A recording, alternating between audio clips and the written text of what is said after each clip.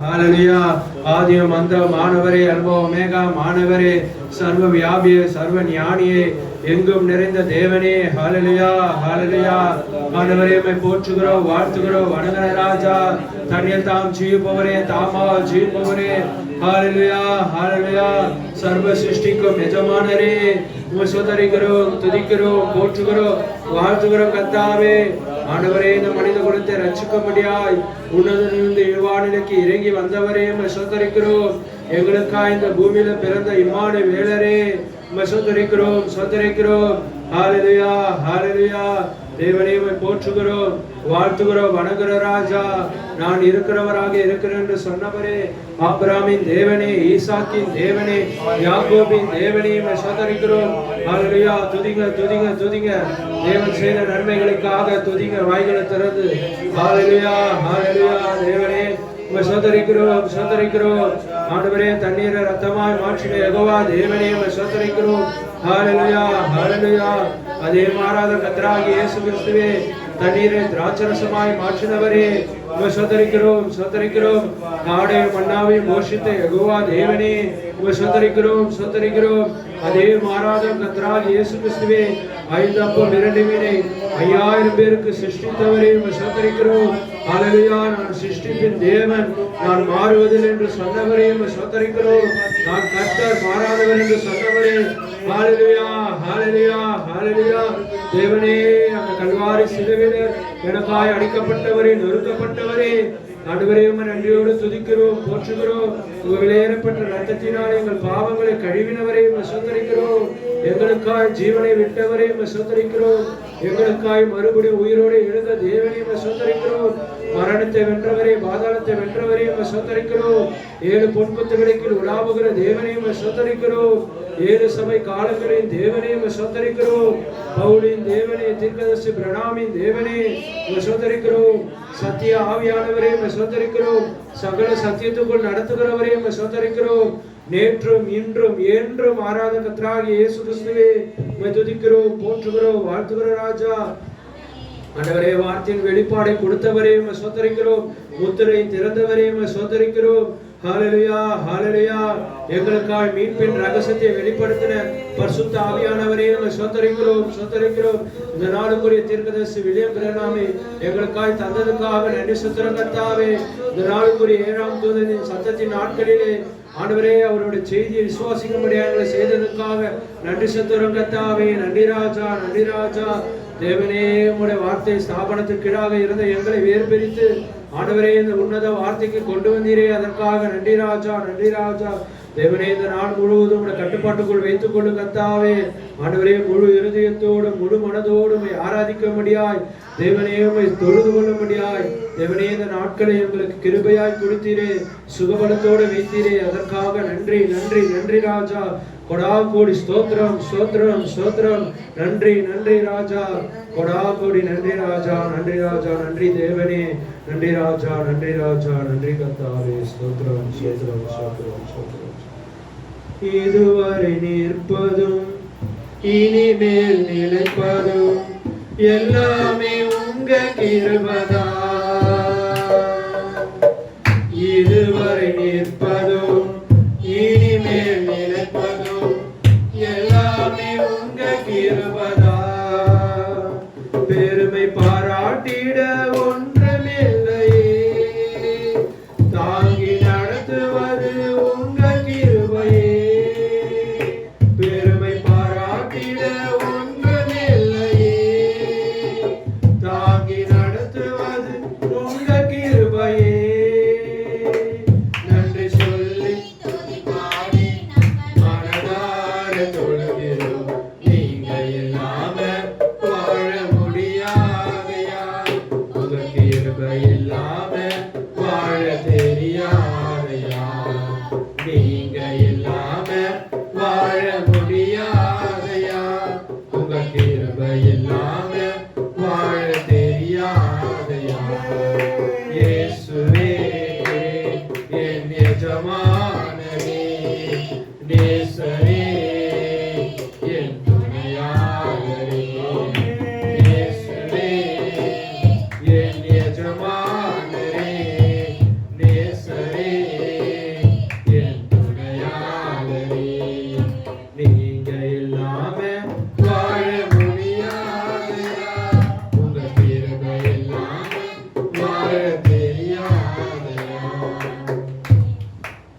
ஆமே. நன்றி ராஜா. ஆண்டவரே, நீங்க இல்லாமல் எங்களால வாழ முடியாது. எத்தனை பேர் சொல்ல முடியும்? உண்மையோடு சொல்ல முடியும்? எத்தனை பேர்? இந்த உலகத்துல அவர் இல்லாமல் நம்மளால ஒன்றும் செய்ய முடியாது. அவரோட சீஷர்கள், அவரோட ஊழியக்காரங்கள் அவர் இல்லாமல் அற்புதங்கள் செய்ய முடியவில்லை. அவரோடு கூட இருந்தார். அவர் இருக்கும்போது அற்புதம் நடக்கும். அவரோடு இருக்கும்போது நம்மளுக்கு எல்லாமே ஆசீர்வாதமாக இருக்கும். ஆமென், ஆமென். பாடி ஒவ்வொருவரையும் தேவன் தாமே ஆசீர்வதிப்பார்கள். இந்த ஆராதனை தொடக்கமாய் ஜெபிக்கும்படியாய் அனிதா சகோதரி கேட்டுக்கொள்ளும்.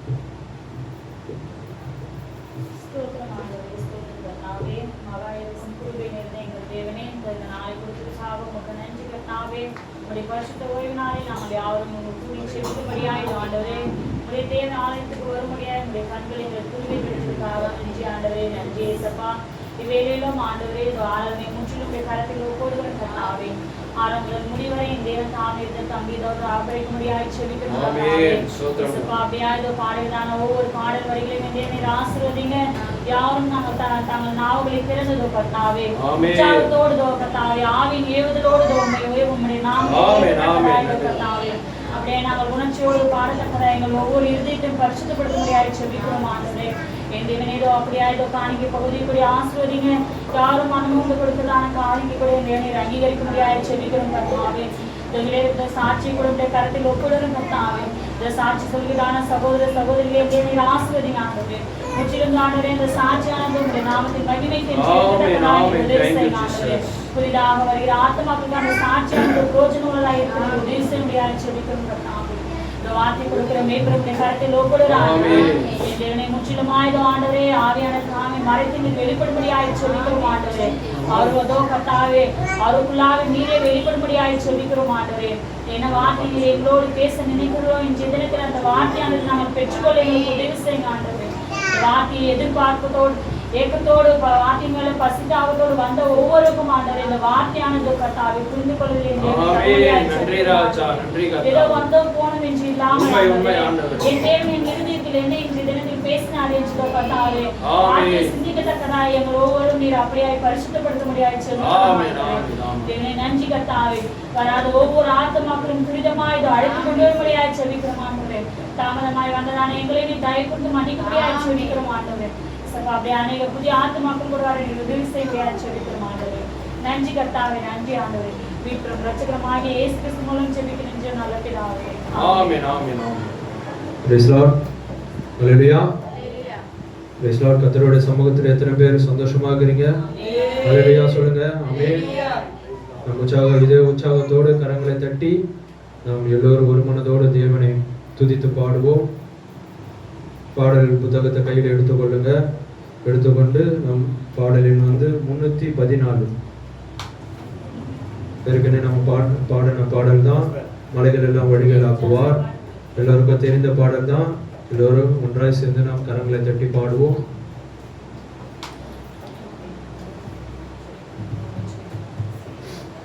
பாடல் எண் 314.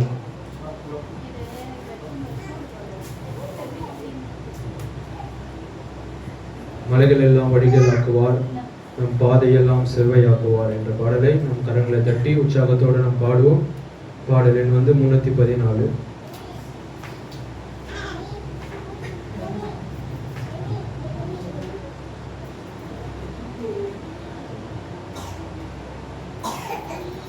மலைகள் எல்லாம் வழிகளாக்குவார், தம் பாதையெல்லாம் செவ்வையாக்குவார்.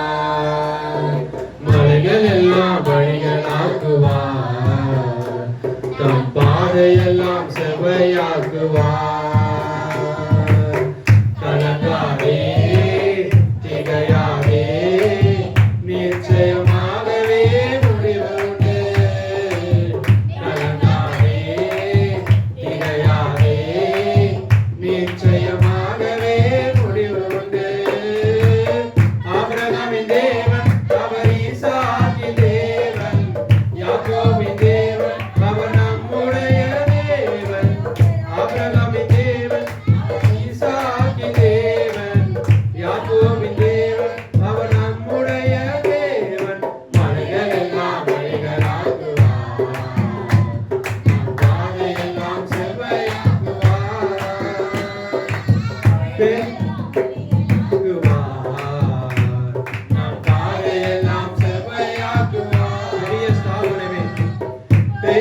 ஸ்தாபனமே எம்மாத்திரம் நீ பிரண்ணம் செய்து முன்னே தடுமாறுவாய்.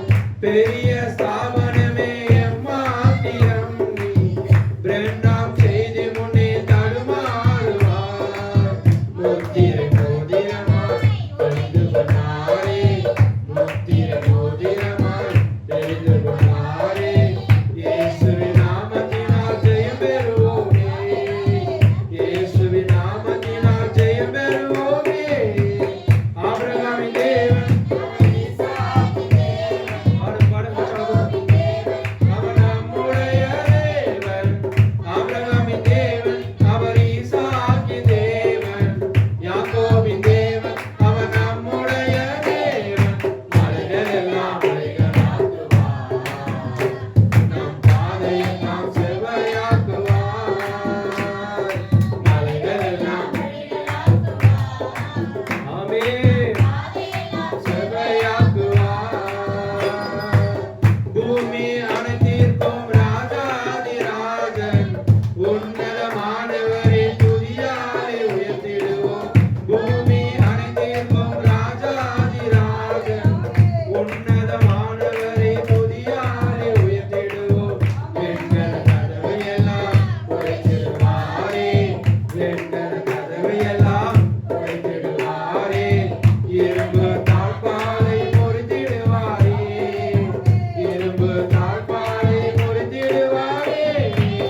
ஆபிரகாமின் தேவன் அவர் ஈசாக்கின் தேவன். யாக்கோபின் தேவன் அவர் நம்முடைய தேவன். ஆபிரகாமின் தேவன் அவர் ஈசாக்கின் தேவன். யாக்கோபின் தேவன் அவர் நம்முடைய தேவன். மலைகளெல்லாம் மலைகளாக்குவார், நம் பாதையெல்லாம் செவ்வையாக்குவார். மலைகளெல்லாம் மலைகளாக்குவார், நம் பாதையெல்லாம் செவ்வையாக்குவார். தடைகளை உடைப்பவர் நம் முன்னே போவார். ஓசன்னா தேவென்று ஆர்ப்பரிப்போமே. தடைகளை உடைப்பவர் நம் முன்னே போவார். ஓசன்னா தேவென்று ஆர்ப்பரிப்போமே. இல்லை உடைத்திடுவார், ஈட்டியை உடைத்திடுவார். இல்லை உடைத்திடுவார், ஈட்டியை உடைத்திடுவார். ரணங்களை அக்கினியால் சுட்டெரிப்பாரே, ரணங்களை அக்கினியால் சுட்டெரிப்பாரே. ஆபிரகாமின் தேவன்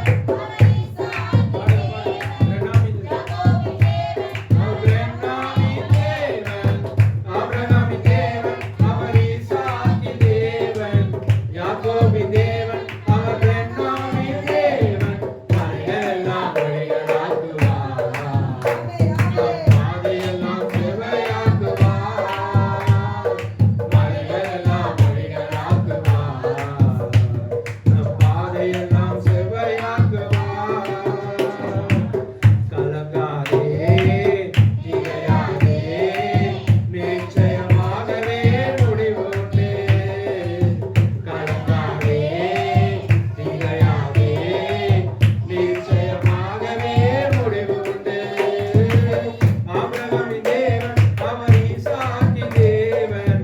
யாக்கோபின் தேவன் அவர் பிரண்ணாமின் தேவன். ஆபிரகாமின் தேவன் அவர் ஈசாக்கின் தேவன். யாக்கோபின் தேவன் அவர் பிரண்ணாமின் தேவன். மலைகளெல்லாம் மலைகளாக்குவார், நம் பாதையெல்லாம் செவ்வையாக்குவார்.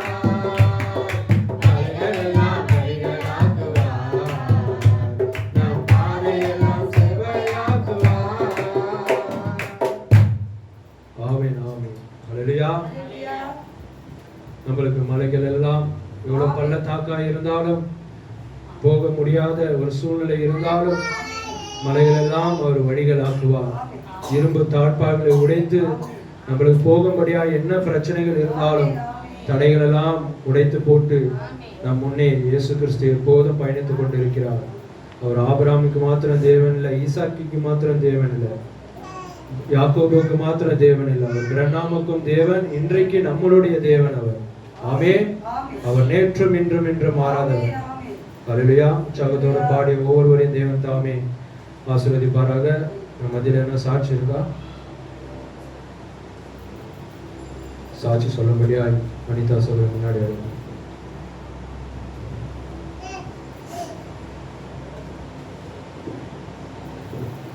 கர்த்தருடைய பரிசுத்த நாமத்துக்கு ஸ்தோத்திரம். தேவன் தாமே என்னை சாட்சியை நிறுத்ததுக்காக தேவனுக்கு கொடானபடி நன்றி சொல்கிறேன். போன வாரம் சாட்டர்டே வந்து நாங்கள் வெளியே போகும்போது என்னாச்சுன்னா, பாப்பா வந்து கார்லேருந்து நான் மடி மேலே வச்சுன்னு முன்னைக்கு பாப்பா விளையாடிட்டு இருந்தாங்க. அப்போ என்ன பண்ணால் கை எப்படி விழுந்துச்சுன்னு தெரியல, ஆனால் பாப்பா வந்து கீழே விழுந்துடுச்சு. ஆனால் அந்த டைம் வந்து பாப்பா வந்து கார் உள்ளதான் இருந்துச்சு, அழுதுகிட்டே இருந்துச்சு.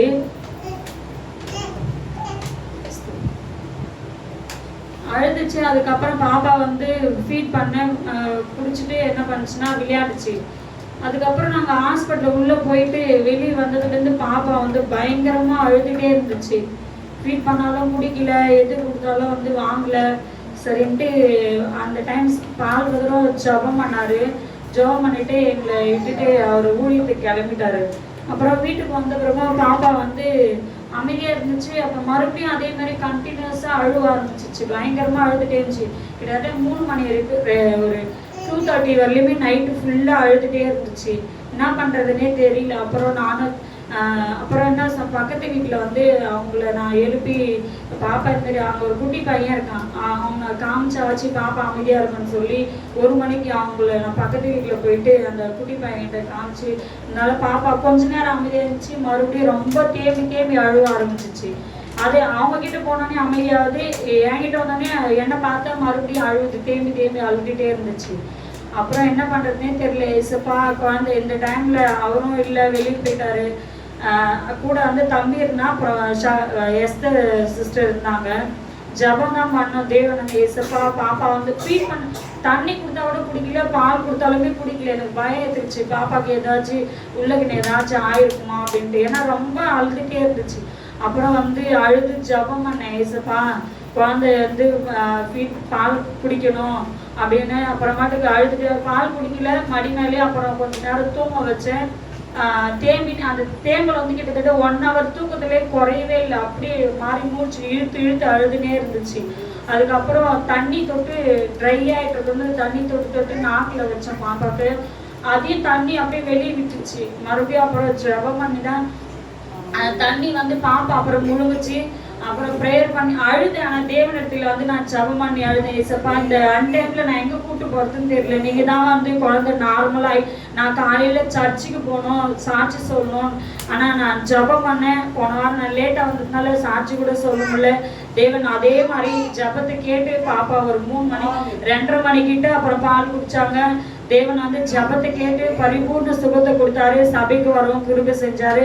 பாப்பா நல்லா ஆக்டிவா இருக்கு. ஆனா எனக்குள்ள நான் போட்டுட்டேன்னு அந்த கீழே எப்படி நான் விட்டேன்னு தெரியல, குழந்தைய வந்து நான் விட்டுட்டேன் அப்படின்னு அந்த 2-3 நாளா எனக்கு மைண்ட் ரொம்ப டிஸ்டர்பாகவே இருந்துச்சு. அப்புறம் பால் குதிரை சொன்னேன், அவர்கிட்டயே நான் சொன்னேன், குழந்தை எவ்வளோ பத்திரமா பார்த்து நான் கையில இருந்து கீழே விட்டுட்டேன் அப்படின்னு சொல்லி. அப்புறம் அவர் சொன்னாரு, தேவன் தம்முடைய தூதர்களை கொண்டு பாதுகாக்கிறாரு, அதனால எதை குடிச்சோ அதெல்லாம் ஒன்றும் எனக்கு பயப்படாது, தேவன்கிறாரு, பாப்பா சுகத்தோட இருக்குதுன்னு அந்த வார்த்தையை சொல்லி எனக்கு ஞாபகப்படுத்தினாரு. நானே ஏசப்பா இதுக்கப்புறம் நான் கவலைப்பட மாட்டேன், நீங்க இருக்கிறீங்க, இனி நான் எங்க போனாலும் நான் வந்து ஜபத்தோட கண்டிப்பா போவேன், உங்களுடைய தூதர்களை கொண்டு நீங்க பாதுகாக்கிறீங்க, நான் விசுவாசிக்கிறேன் ஏசப்பான்னு சொல்லி தேவன் அப்படியா குழந்தையை பாதுகாத்தாரு. தேவனை கொடான கொடி நன்றி சொல்கிறேன். தேவன் தாமின் சிறு சாட்சி ஆசீர்வதிப்பாராக. ஆமென்.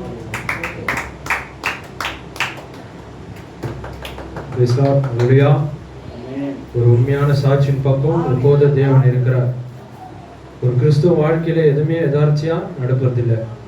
என்ன துன்பம் வந்தாலும் என்ன வேதனை வந்தாலும் முதலாவது தேவனை நோக்கி ஜெபிக்கும் போது முற்றிலுமா அவங்களுக்கு உண்டான தூதர்கள் அவங்க நிச்சயமா அவங்களை பாதுகாப்பார்கள். தீர்க்கதரிசி பிரணாம் கூட அவர் கூட பார்த்தீங்கன்னா உபவாச மிருகத்துக்காக அவர் ஜெபிக்கும் போது, ஒரு மிருகத்துக்காக ஜெபிக்கும் போது அந்த 5 அறிவு மிருகத்தை கூட தேவன் சுகத்தை தருகிறார்.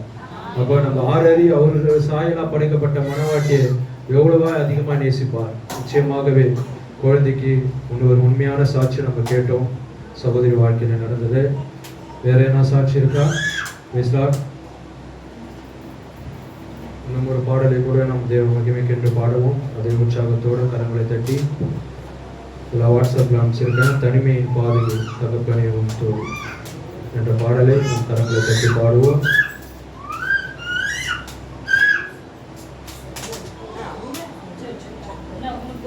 வாட்ஸ்அப் குரூப்பில் அனுப்பிச்சிருக்கேன், எல்லாரும் பார்த்து பாடலாம்.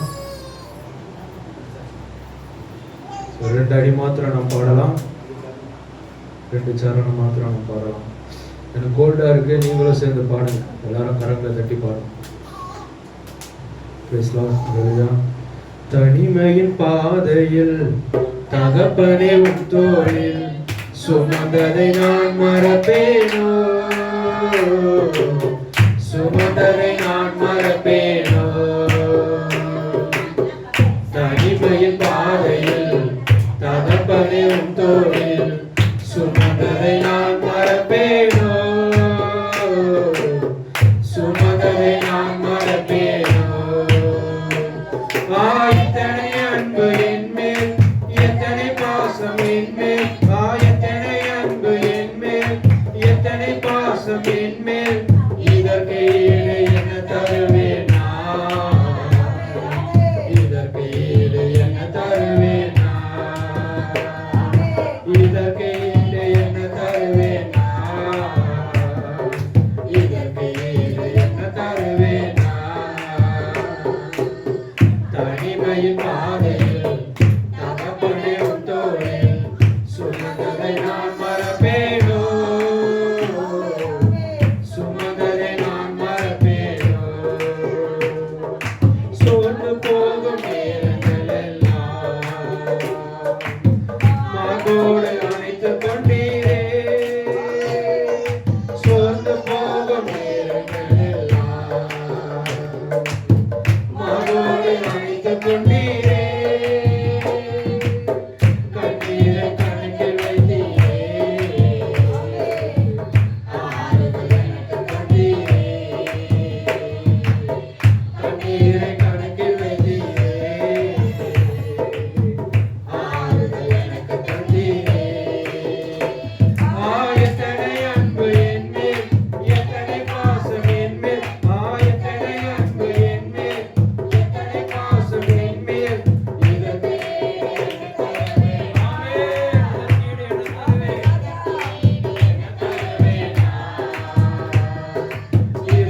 ஈடு என்ன தருவேன் நான், இதற்கு ஈடு என்ன தருவேன் நான்.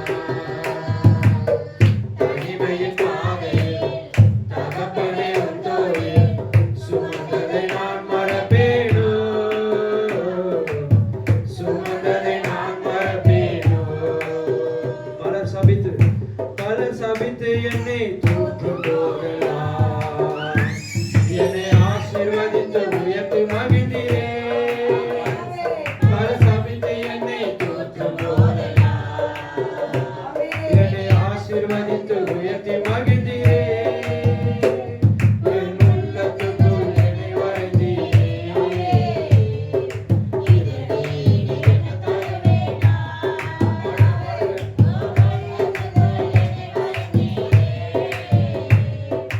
இதற்கு ஈடு என்ன தருவேன் நான். எத்தனை அன்பு என்மேல், எத்தனை பாசம் என்மேல், எத்தனை அன்பு என்மேல், எத்தனை பாசம் என்மேல். இதற்கு ஈடு என்ன தருவேன் நான், இதற்கு ஈடு என்ன தருவேன் நான், இதற்கு ஈடு என்ன தருவேன் நான், இதற்கு ஈடு என்ன தருவேன் நான். தனிமையின் பாதையில் தகப்பனே உன் தோளில் சுமந்ததை நான் மறப்பேனோ, சுமந்ததை நான் மறப்பேனோ, சுமந்ததை நான் மறப்பேனோ, சுமந்ததை நான் மறப்பேனோ. ஆமென். நன்றி ராஜா. ஆண்டவரே, எவ்வளவு சோதனைகள் வந்தாலும் ஆண்டவரே, பலர் என்னை சபித்து தூற்றினாலும் ஆண்டவரே, உங்களுடைய ஊழியக்காரர்கள் நாங்கள் வேதத்தில் வாசிக்கிறோம். ஆண்டவரே, எவ்வளவு பேர் தவறி போனாலும் நீர் அவரை விடுவிதையிலே கர்த்தாவே. ஆண்டவரே, யோனா திசை மாறி போனாலும் ஆண்டவரே, உங்களுடைய திட்டம் அவரோடு இருந்து நீர் கொண்டு வந்தீர் கர்த்தாவே. ஆனாலும் ஆண்டவரே, எங்களை கூட அநேகர் நாங்கள் விழுந்து போறோம், நாங்கள் அநேக நேரத்தில் தோத்து போற மனிதர்களாக இருக்கிறோம் கர்த்தாவே. ஆண்டவரே, நாங்கள் எங்கள் வியாதியில தோத்து போறோம், எங்கள் ஆண்டவரே எல்லாவித விசுவாசத்துல தோத்து போறோம் கர்த்தாவே. ஆனாலும் எங்களை ஜெயிக்க ஆண்டவர் மாத்திரம் முடியும் கர்த்தாவே. எங்களை ஜெயிக்க இந்த உலகத்துல ஜெயித்தவர் நீர் ஒருவர் மாத்திரம் கர்த்தாவே. ஆமென் ஆமென். பாடி ஒவ்வொருவரையும் தேவன் தாமே ஆசீர்வதிப்பாராக. நம் வார்த்தைக்காக பயபக்தியோடு இருக்கும்போது எல்லாரும் எழுந்து நிற்போம். வார்த்தைக்கு உண்டான கனத்தை கொடுப்போம்.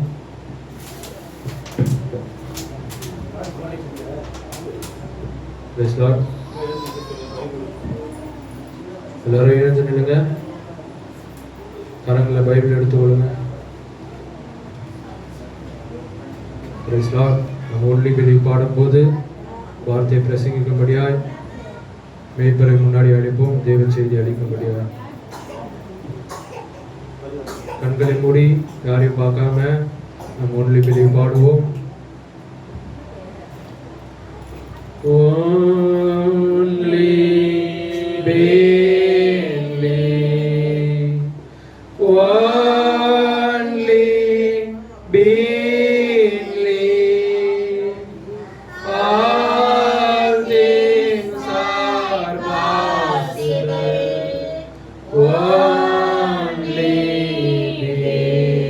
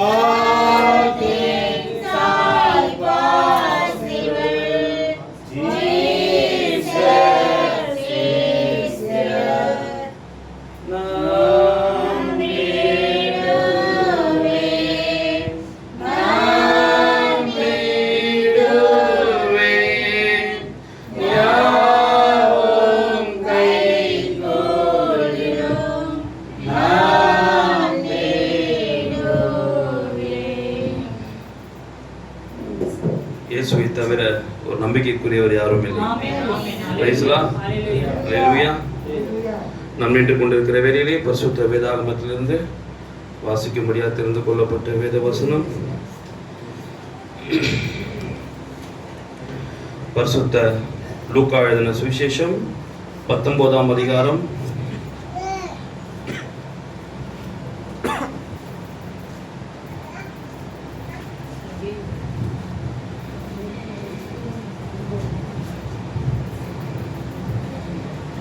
1 ஒரு சில வசனங்களை நாம் வாசிக்கலாம்.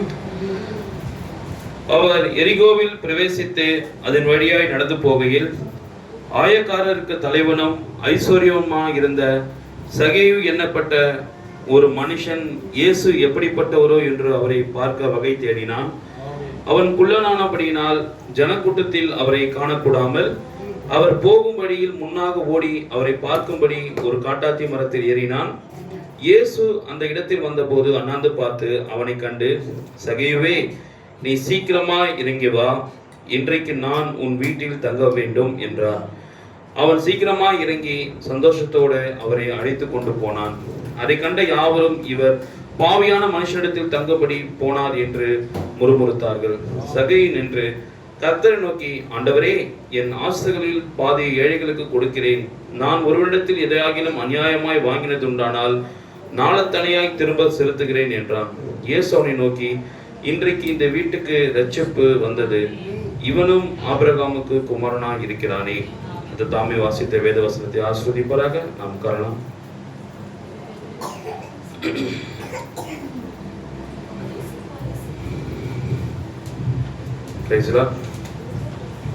Hallelujah.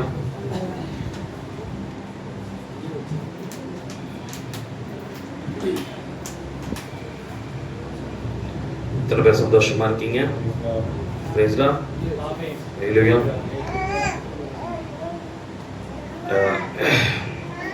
சபையோட அறிவிப்புகளை நம்முடைய டீக்கன் வந்து அப்புறமா வாசிப்பாரு. நாம் டைரக்டா செய்திக்குள்ளாக போகலாம். Praise God. Hallelujah. பாருங்கள், இந்த செய்தியின் தலைப்பு இயேசு யார்? Who is Jesus? Who is Jesus? இயேசு யார்? இப்போ அதே வார்த்தை நான் உங்ககிட்ட கேட்கிறேன். இயேசு யார்? சொல்லுங்க. இயேசு யார்? தேவன். அவுட். அடுத்தது இப்பதான் வந்தீங்க சரியா. இயேசு யார்? தீர்க்கதரிசி.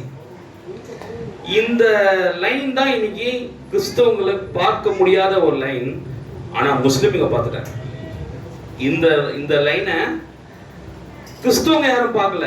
யார் தான் பார்த்தது? முஸ்லிம் பார்த்தாங்க. ஏன் முஸ்லிம் பார்த்தாங்க? ஏன்னா தேவன் எப்போதுமே தீர்க்கதரிசியா தான் பூமியில் வருவாரு. தேவன் தீர்க்கதரிசியா தான் பூமியில. ஆமோஸ் 3:7 என்ன சொல்லுது? எடுத்து வாசிங்க. நம்ம மனப்பாடம் பண்ணா கூட கொஞ்சம் மறந்துடும். அதனால எடுத்து வாசிட்டீங்கன்னா ஈஸியா இருக்கும்.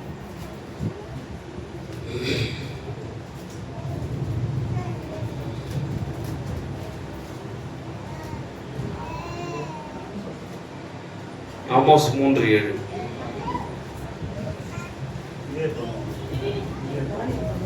எடுத்துட்டீங்களா? ஆமோஸ் 3:7 கர்த்தராகிய ஆண்டவர் தீர்க்கதரிசியாகிய தம்முடைய ஊழியக்காரருக்கு தமது ரகசியத்தை வெளிப்படுத்தாமல் ஒரு காரியத்தையும் செய்யார். இந்த வசனத்தை குறித்து நம்ம இத்தனை நாளா நம்ம என்ன நினைச்சிருந்தோம்? இந்த வசனத்தை குறித்து நம்ம இத்தனை நாளா என்ன நினைச்சிருந்தோம்? கொஞ்சம் விளக்குங்களேன். இந்த வசனத்தை குறித்து நம்ம என்ன நினைச்சிட்டு இருந்தோம்னா, தேவன் வந்து தீர்க்கதரிசி கிட்ட ஒரு விஷயத்த சொல்லிட்டு தீர்க்கதரிசி தான் ஜனங்க கிட்ட சொல்லுவாரு. அப்படிதான் நம்ம நினைச்சிருந்தோம். கரெக்டுங்களா? அப்படிதான் நினைச்சிருந்தோம். எப்படி நினைச்சிருந்தோம்? கலைவாணி அம்மா கேக்குதா? இந்த பூமியில ஒரு விஷயத்த தேவன் செய்ய போறாருன்றத தீர்க்கதரிசி கிட்ட சொல்லிட்டு தான் அவர் செய்ய போறாருன்னு நம்ம நினைச்சிட்டு இருந்தோம். சரிங்களா? ஆனால் நம்முடைய தீர்க்கதரிசி அது என்ன சொல்றாருன்னா, அது மீண்டும் வரும் என்பதை உங்களுக்கு தெரியுமா? வேறு விதமாக அதை தவறாக புரிந்து கொள்ளும் காரியமானது மிக எளிதில் சம்பவிக்கும். இப்போது அதை நிச்சயப்படுத்த ஒரே வழிதான் உண்டு. அது அவர் யார் என்பதை கண்டறிதலே ஆகும். வேதாகமம் கூறுகிறது, அவர் மாறாதவராய் இருக்கிறார். கடைசி காலத்தில் அவர் தம்மை எப்படி ரூபகாரப்படுத்துவார் என்பதை கண்டறியுங்கள். இது எழுதப்பட்டுள்ளது பாருங்கள். முதலில் வெளிப்படுத்தாமல் அவர் ஒருபோதும் எதையும் செய்வதில்லை. வேதத்தில் அவர் அவ்வாறு கூறியுள்ளார். தம்முடைய ஊழியக்காரர்களாகிய தீர்க்கதரிசிகளுக்கு வெளிப்படுத்தாமல் அவர் எதையும் செய்வதில்லை. அதை அவர் வெளிப்படுத்தியும் உள்ளார். மேலும் பாருங்க, தீர்க்கதரிசியா தான் அவர் வெளிப்படுவாரு. வசனம் நம்ம எப்படி புரிஞ்சுக்கணும்னா, தீர்க்கதரிசி ஒரு விஷயத்தை சொல்லிட்டு தான் அவர் செய்வார் நம்ம நினைச்சலாம். இல்ல, தீர்க்கதரிசியாவை தான் அவர் செய்வார். புரியுதா? எப்படி செய்வாரா? எந்த ஒரு காரியத்தை அவர் பூமியில ஜனங்களுக்கு செய்யணும்னு நினைச்சாலோ அது தீர்க்கதரிசியாவே தான் செய்வாராம். தீர்க்கதரிசியாவே தான் தன்னை வெளிப்படுத்துவாராம். மோசே காலத்துல ஒரு விஷயத்தை ஜனங்களுக்கு செய்யும் போது அவர் தீர்க்கதரிசி என்ற ஸ்தானத்துல தான் ஜனங்களுக்கு செய்தார். பிரைஸ் லார்ட், ஹல்லேலூயா. கவனிங்க. அவர் நோவா காலத்துல ஒரு விஷயத்தை செய்யணும்னு நினைக்கும் போது நோவாவை தான் செஞ்சார். செஞ்சது நோவாவா தேவனா? நோவா தான் செய்தார் அதை. ஏன்னா தேவனை ஒருபோதும் கண்டதில்லை. இப்போ தம்முடைய ரகசியத்தை தம்முடைய ஊழியக்காரர்களுக்கு அந்த ஊழியக்காரர் மூலமாய் வெளிப்படுறது தேவன் தான். அந்த ரகசியமான காரியத்தை இந்த மனுஷர்கள் தான் வெளிப்படுத்துவார்கள். ஜனங்களுக்கு அது ரகசியம். ஆனா அவருடைய ஊழியக்காரிய தீர்க்கதரிசிக்கு அந்த சரீரத்தில் இருந்து அவர் எல்லாத்தையும் வெளிப்படுத்துவார். புரியுதுங்களா? சோ இப்படிப்பட்ட ஒரு இயேசு நம்ம அநேகர் நம்ம நினைக்கிறோம் அவர் ஒரு தேவன், அவர் ஆண்டவர், அவர் கர்த்தர். ஆனால் அதை அவர் முதலாவது விரும்பவில்லை. அவர் முதலாவது என்ன விரும்புகிறாரா? மனுஷகுமாரனாகிய என்னை ஜனங்கள் யார் என்று சொல்லுகிறார்கள். அவர் ஃபர்ஸ்ட் அவரை நம்ம எப்படி ஏத்துக்கணும்னா, ஒரு தீர்க்கதரிசியா நீ இயேசு கிறிஸ்துவை பார்த்தா மாத்திரம்தான் தேவன் எப்படி எப்படி பூமியிலே காட்சி அளிப்பார் என்றத அந்த நிச்சயத்துல நீ உறுதியா இருந்தாதான் இயேசு யாருன்னு உனக்கு தெரியும். Praise Lord. இன்னைக்கு ஏன் இயேசுவை எத்தவனை யார் கேட்டாலும் அவர் ஆண்டவருங்க, அவர் கடவுளுங்க இல்ல, உன்னுடைய புரிந்து கொள்ளுதல் முற்றிலும் தவறு. நீ ஆரம்பமே தொடக்கமே நீ தவறா புரிஞ்சுக்கிட்ட. இயேசுவை தொடக்கத்திலேயே நம்ம ஒரு விக்கிரகத்தை வணங்கி கொண்டிருந்தோம்னா, தொடக்கத்திலே இயேசுவை ஒரு கடவுளா பார்த்ததுனால எந்த செய்தியும் இன்றைக்கு அவர் என்னவா இருக்கிறார்ன்றது இன்னைக்கு யாருக்கும் புரியல. தேவத்துவத்தை வெளிப்படுத்துவது அது தீர்க்கதரிசியாக தான் இருக்கிறது. நாம் எடுத்த உடனே தேவனை கடவுளா, இயேசுவை கடவுளா, ஆண்டவர், அவர் பரிசுத்த ஆவியானவர், அவர் மகா தேவன், அவர் சர்வ சிருஷ்டிகர், சர்வ வல்லவர், இப்படியே பேசி பேசி அவர் வருகிற வழியை நம்ம எப்படி பண்ணிட்டோம்னா தடை பண்ணிட்டோம். நீ இயேசு யாருன்னு தெரிஞ்சுக்காம நீ எங்க போக முடியாது? எங்க போக முடியாது சொல்லுங்க? பரலோகம் ரெண்டாவது. நம்ம பரலோகம் நம்ம கிட்ட தான் இருக்குது. பரலோகம் எங்க இருக்கு? நமக்குள்ளதான் இருக்குது. நம்ம பரலோகத்துக்கு போல, நம்ம அடுத்த பரிமாணத்துக்கு தான் போக போறோம். நம்ம எங்க போக போறோம்? இந்த வெளியே உள்ள இருக்கிற பரலோகம் அது வெளியே வரும் ஒரு நாள். Praise Lord. இப்போ நம்ம இந்த ராப்சர்ல போறதுக்கு முதலாவது அவர் யாருன்னு தெரியணும். அவரே இயேசு யாருன்னு தெரிஞ்சா மாத்திரம் தான் நீ ஃபர்ஸ்ட் ஆஃப் ஆல் ராப்சர்ல போறனா ஃபர்ஸ்ட் இயேசு யாருன்னு தெரிஞ்சுக்கணும். Praise Lord. ஹalleluya. இன்னைக்கு அப்ப எது தேவை? இன்னைக்கு நமக்கு எது தேவை? இயேசு யார்?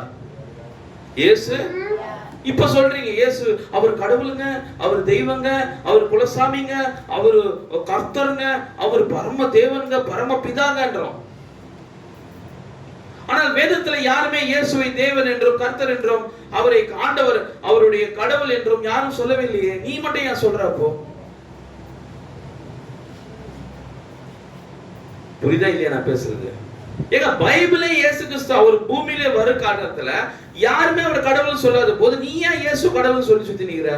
அப்ப எங்கேயோ நீ தப்பா இருக்கிறன்னு அர்த்தம். எங்கேயோ நம்ம தப்பா இருக்கிறன்னு அர்த்தம். இது எப்படி தெரியுமா இருக்குது? ரொம்ப ஒரு பேசிக்கான ஒளிவை போலதான். எந்த நேரத்துல என்ன பண்ணணும்னு தெரியாம பண்ணிக்குது பேர். குழந்தைங்க போலதான் நம்மளும் இன்னைக்கு ஒரு கிறிஸ்துவன்னு சொல்லி மாம்ச ரீதியா நம்ம மெச்சூர்டுன்றோம். ஆனா ஆவிக்குரிய ரீதியா நம்ம எப்படி இருக்கிறோம்? இன்னும் பேபியாவே இருக்கிறோம். ஏன்னா நீ பேபியா இருக்கிறதுனால தான் இயேசு தேவன் நீ சொல்லி சுத்தி நிக்கிற. இயேசு தேவனா வந்தார்னு பூமியில சொல்லி நிக்கிற. ஆனால் அவரே தான் யார் என்பதை மக்களிடத்தில் சரியா கண்டுபிடிச்சவர் அவர் யாருன்னு சொற்பச்சனம் தான். இயேசுவை சரியா அவர் ஜட்ஜ் பண்ணது யார் தெரியுமா? சொற்பச்சனம் தான். பேதுரு, சமாரியா ஸ்திரீ, சகையுடைய மனைவி ரெபெக்காள், நாயின் விதவையுடைய அந்த விதவை, பர்திமை குருடன், சமாரிய ஸ்திரீ, சில பேர் தான் இயேசு யாருன்னு கண்டுபிடிச்சாங்க. நீ பொதுவா அவர் தேவன், அவர் கடவுள் இல்ல நீ அவுட். இந்த அடிப்படையில இருந்து நீ வந்து இந்த இயேசு யாருன்னு வெளிப்பாடு தான் தேவன். ப்ளீஸ் புரிஞ்சுங்க. இயேசு வந்து தேவன்றது ஒரு ரகசியம் பிரதர். இயேசு 153 என்ன சொல்லுது? எடுத்து என்ன பாக்குறீங்க? தேவன் மாம்சத்தில்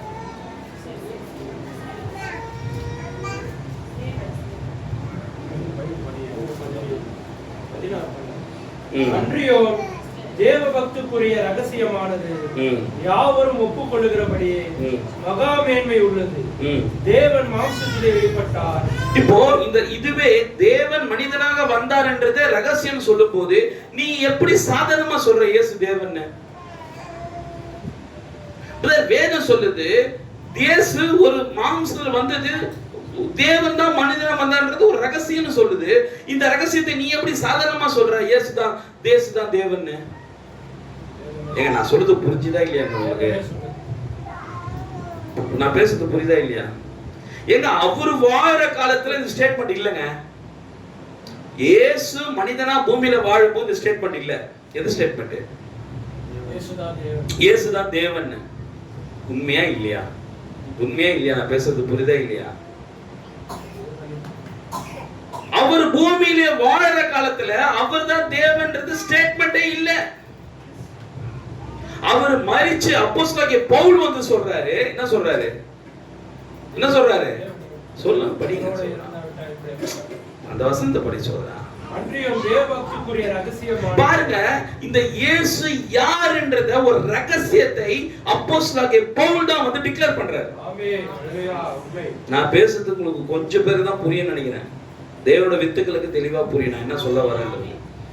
இயேசு உயிரோடு இருக்கும்போது அவருக்கு கொடுக்கப்பட்ட பட்டம் என்ன? வெரி குட் பா, சூப்பர். அடுத்தது ஒண்ணுதான் சொன்னாங்களா? போஜன பிரியன்.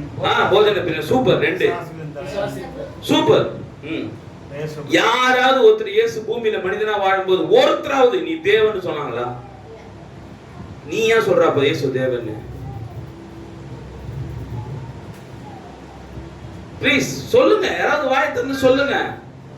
நீ எப்படி இயேசு தேவன்ற?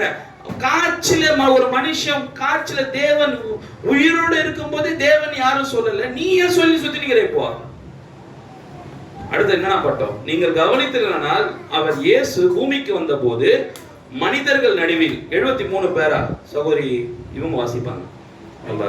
மைக் எங்க? மைக்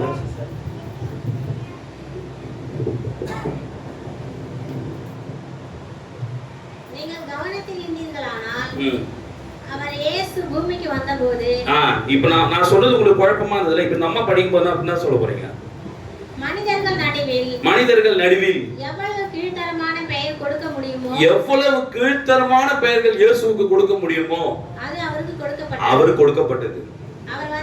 அவர் பூமிக்கு மனிதனாக வந்தபோது பிசாசு பெயர்செபுல் என்ற அந்த மிகவும் மோசமான பெயரை அவர் கொடுத்தாங்களாம். அழைத்தனர். அதாவது அது ஒரு பிசாசு. பெயர்செபுல் என்பது ஒரு பிசாசு, குறி சொல்பவன், அசுத்தாவி என்பதாகும். அவர்கள் அவருடைய கிரியைகளை அவர் செஞ்ச கிரியைகளை ஒரு அசுத்தாவி என்று அழைத்தனராம். ஆயத்தமாகாத சபை அவரை சந்திக்கையில் பாத்தியா? அப்போ முதலாம் வருகையிலே இயேசு மனிதனாக வரும்போது அந்த சபை ஜனங்கள் யாரும் ஆயத்தமா இல்ல. புரியுதாப்பா? ஆயத்தமா இருந்தவர்கள் இயேசுவை பெயர்செபுல், பிசாசு, கெட்டவன், கேடு இந்த மாதிரி வார்த்தைகள் ஆயத்தமாகாதவர்கள் சொல்லியிருக்க மாட்டார்கள். ஆயத்தமானவர்கள் ஆயத்தமா இருந்தவங்க சொல்லியிருக்க மாட்டாங்க. இப்போ ஆயத்தம் இல்லாதவங்க தான் இந்த பட்டத்தை அவர் கொடுக்குறாங்க. அடுத்த வாசிமா. இந்த குழந்தையை பெற்றெடுக்க ஒரு இடம் கூட கிடைக்காத ஒரு ஏழை விவசாய தாய்க்கு பிறக்கக்கூடியதினாலே மிக மிக எளிமையான பிறப்பில் அவர் வந்தார். போதும், இந்த புக்ல அதை படிங்க, அதை எனக்கு தருங்க, நான் அதை குறிப்பு வச்சிருக்கேன். இப்ப பாருங்க, மனிதர்கள் புரிஞ்சிக்கவே முடியாது. இயேசு கிறிஸ்துவோட பிறப்பை மனிதர்கள் புரிஞ்சிக்கவே முடியாது. எவ்வளவு கீழ்த்தரமா அவரை ஜனங்கள் பார்த்தார்களோ அவ்வளவு கீழ்த்தரமா. ஆனா அவரை கீழ்த்தரமா ஜனங்கள் பார்த்ததுனால அவர் கோபமே படல. ஜனங்கள் இயேசுவை கீழ்த்தரமா என்ன பேசிட்டாங்க, கீழ்த்தரமா என்ன பார்த்துட்டாங்கன்றதுக்காக கோபப்படலையா? தீர சரிமா சொல்றாரு, பரலோக தேவனா அவரை பார்க்காதனால தான் அவர் கோபப்பட்டாராம். நீ இயேசுவை திட்டினதுனால அவர் உனக்கு தண்டனை கொடுக்க மாட்டாரு. இயேசுவை நீ வந்துட்டு நான் தான் சபரிமலைக்கு மாலை போடும்போது இயேசுவை கட்டவன் அவன் வாடா போடலாம் திட்டினேன், அதுக்காக என்ன அவர் தண்டிக்கலையே. ஆனால் இந்த மணி நேரத்துக்குரிய தேவனை பரிசுத்தாவியை நான் அவமா பேசியிருந்தா எனக்கு தண்டனை கிடைச்சிருக்கும். இயேசுன்ற ஒரு மனிதனை அவர் கொன்னதுனால யாருக்கும் தண்டனை கிடையாது. இயேசுன்ற ஒரு மனிதனை கொன்னதுனால கூட ஒரு தண்டனை கிடையாது. ஏன்னா அந்த கொன்ன சந்ததியை அவர் 1,40,000 பேர் திரும்ப கொண்டு வராரு. கரெக்டுங்களா இல்லையா? ஆனா என்ன செஞ்சதுனால அவர் தண்டனைனா, அவர் தனக்குள்ள இருக்கிறது யாருன்னு அவங்க தெரியாம பண்ணாங்க, அதுதான் அவருக்கு கொடுத்த தண்டனை. இயேசு நிர்வாணமாக்குறது கூட அவங்க பிரச்சனை இல்லை, தேவனுக்கு அது ஒரு பெரிய விஷயம் கிடையாது, அது அவரோட பிளான். ஆனால் அவர் யாருன்னு தெரிஞ்சுக்காம அவர் கொலை பண்ணாங்க பாத்தியா? இயேசுவை யாருன்னு தெரிஞ்சுக்காம அவர் கொலை பண்ணாங்க பாத்தியா? அங்கதான் பிரச்சனை. அதான் இயேசு சொன்னாரு, மனுஷகுமாரனுக்கு விரோதமா பேசினால் மன்னிக்கப்படும், ஆனால் எனக்குள்ளாக இருக்கிற பரிசுத்தாவிக்கு விரோதமா பேசினா இம்மையிலும் மறுமையிலும் மன்னிப்பு இல்லை. பிரைஸ் லார்ட், ஹல்லேலூயா. பாருங்க, திரேசா சொல்றாரு,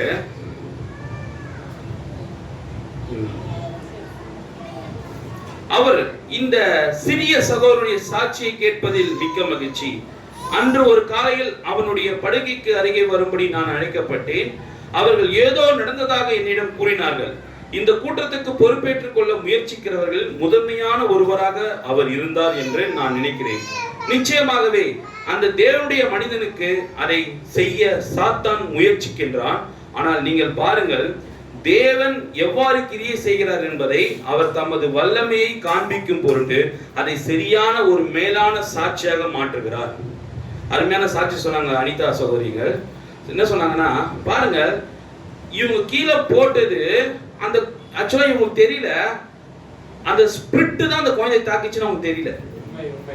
அது எப்போ தெரிஞ்சுக்கிட்டாங்கன்னா, சம்திங் என்கிட்ட வரும்போது பிரச்சனை கொடுக்குது, மற்றவங்க கிட்ட போகும்போது அமைதியா இருக்குதுன்னா அப்ப என்ன காரணம்னா, தேவன் கிட்ட வரும்போது அது என்ன பண்ணுது, அமைதியா இருக்குது.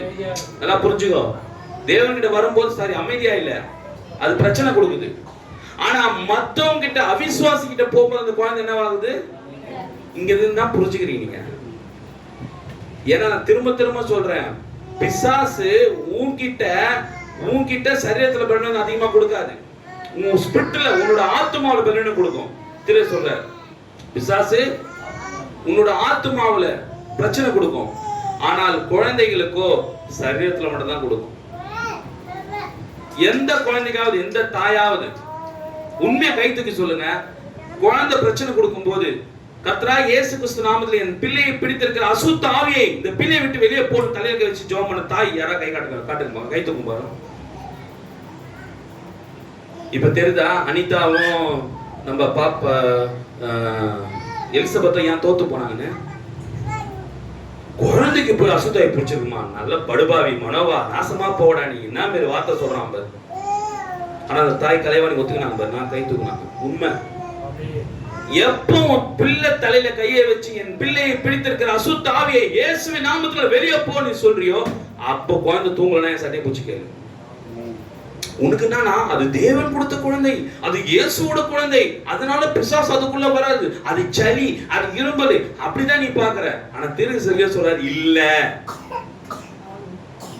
நீ ஜெபிப்ப அந்த வார்த்தை சொல்லி, செத்தாலும் நான் ஜெபிக்க மாட்டேன். இல்ல சொல்லமா, ஏதாவது பேசாமா, என்னன்னு சொல்லி ஜெபம் பண்ணுவ, என்னன்னு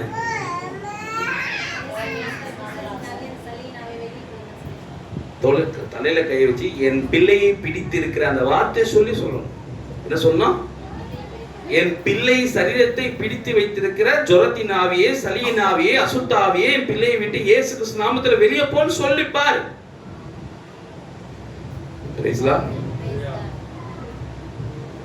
பாஸ்டர் கேன் போன் பண்ணுவேன். அதுக்கப்புறம் முதலாவது பிள்ளைக்கு பாஸ்டரே நீதான். முதலாவது பாஸ்டர் யாரு? குழந்தைக்கு தாய் தான். ஹல்லேலூயா. இப்ப பாருங்க, ஏன்னா இந்த சின்ன சின்ன காரியங்கள் நம்ம ஸ்கிப் பண்ணிட்டு போறதுனால தான் நம்ம வாழ்க்கையில என்னன்றத தீர்த்து தெளிவா சொல்றாரு. இந்த செய்தி தயவு செஞ்சு குறைவா தான் இருக்கு இந்த செய்தி புக்கு. நீங்க வந்து கொஞ்சம் ஜெராக்ஸ் எடுத்து நீங்க படிங்க, சரிங்களா? தீர்க்கதரிசியுடைய சம்பவங்கள் ஒரு 10 நிமிஷம் கழிச்சு நான் சொல்றேன். இந்த சம்பவங்கள்லாம் பேசிட்டு இப்போ இந்த இயேசு கிறிஸ்துக்கு கொடுக்கப்பட்ட பட்டம் என்னன்னா, கெட்டவன், பேய், பிசாசு, இப்படிப்பட்ட பட்டங்களை அவங்க கொடுத்துட்டு இருந்தாங்க, சரிங்களா? என்ன பக்கமா அது?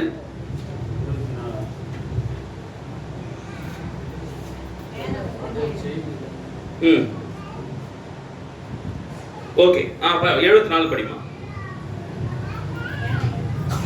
ஆமா, எல்லாம் 74 பேரா சொல்றேன் உங்ககிட்ட.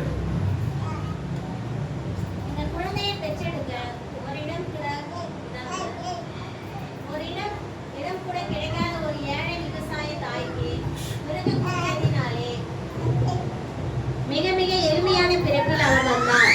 குழந்தைக்கு சுற்றப்படும் துணி அது எருதுவின் முகத்தடிக்கின் பயன்படுத்தப்பட்ட கந்தை துணி என்று நமக்கு கூறப்பட்டுள்ளது. மாட்டு தொழுவத்திலே நாற்றம் எடுத்த கொட்டகையிலே அந்த கொட்டகையின் சாணத்தின் அல்லது கழிவுகளுக்கு மேலாக அவரை சுற்றி வைத்தனர். யாரு? இயேசு கிறிஸ்துவை பாரு. நீ வந்து உன்னை பெருசா நம்ம பாக்குறோம். ஓ, நான் அப்படி, நான் இப்படி, நான் இது இருக்குது, அது இருக்குது, நான் இவ்வளவு வசதி. நீ தேவனா வணங்கி நீ தேவனா பாக்குற இயேசுவே, நீ தேவனா பாக்குற இயேசுவே எப்படி இருந்தாரா? எப்படி இருந்தாரா? மாட்டி சாணில சாணி.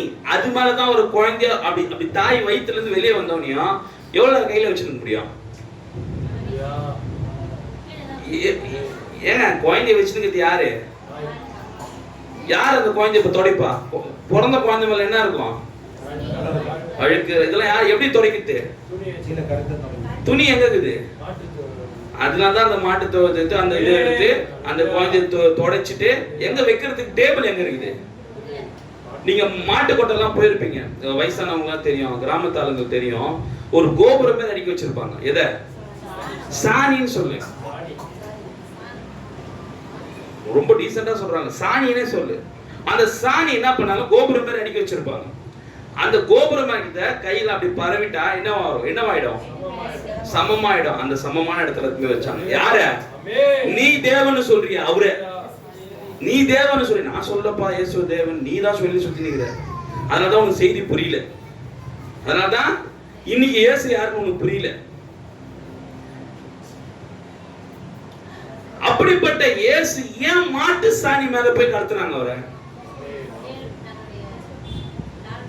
நீ நானும் பெருமையா பேசவே கூடாது. நான் சம்பாதிக்கிறேன், நான் நல்லா இருக்கிறேன், நான் வீடு கட்டிட்டேன், நான் கார் வாங்கிட்டேன், என்கிட்ட இவ்வளவு அக்கௌண்ட்ல பணங்குது இல்ல, அதெல்லாம் சொல்றது நம்ம தகுதியே கிடையாது. நம்ம வேதத்துல இந்த ஒரு கதாபாத்திரம் பார்க்க போறோம். கோடீஸ்வரன்.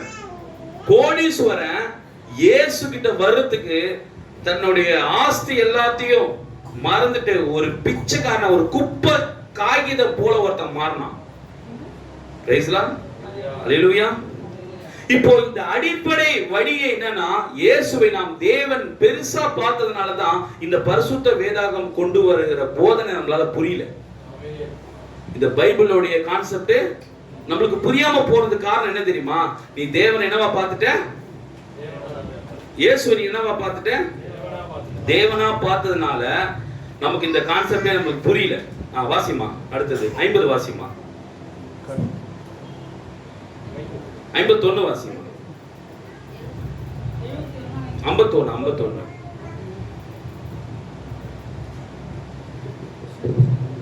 ஆதியிலே தேவன் தனிமையாய் இருந்தார். அவர் தேவனாக மட்டும் இருந்தார். ஆதியிலே அவர் தேவனாக கூட இல்லை. அது உங்களுக்கு தெரியுமா? அவரால் அப்படி இருக்க முடியவில்லை. தேவன் என்றால் தொழுகைக்குரியவர். ஆங்கிலத்தில் பாருங்கள், அவர் எலோஹிமாக இருந்தார். தாமாகவே இருக்கிற ஒருவர். அவர் தேவனாக கூட இல்லை. உங்களுக்குள் எண்ணங்கள் இருப்பதைப் போல அவருக்குள் தன்மைகள் இருந்தன. பாருங்கள், உங்கள் எண்ணங்கள், நான் ஏதோ ஒன்றை பார்க்க வேண்டும், பிறகு நான் அதை நினைத்து பார்த்து பின்னர் பேசுகிறேன். ஒரு எண்ணத்தின் வெளிப்பாடு தான் ஒரு வார்த்தை என்பது. ஆகவே ஆதியிலே வார்த்தை இருந்தது, அந்த வார்த்தை தேவனிடத்தில் இருந்தது, அந்த வார்த்தை வெளிப்படுத்தப்பட்டது, பாருங்கள், கொண்டு வரப்பட்டது.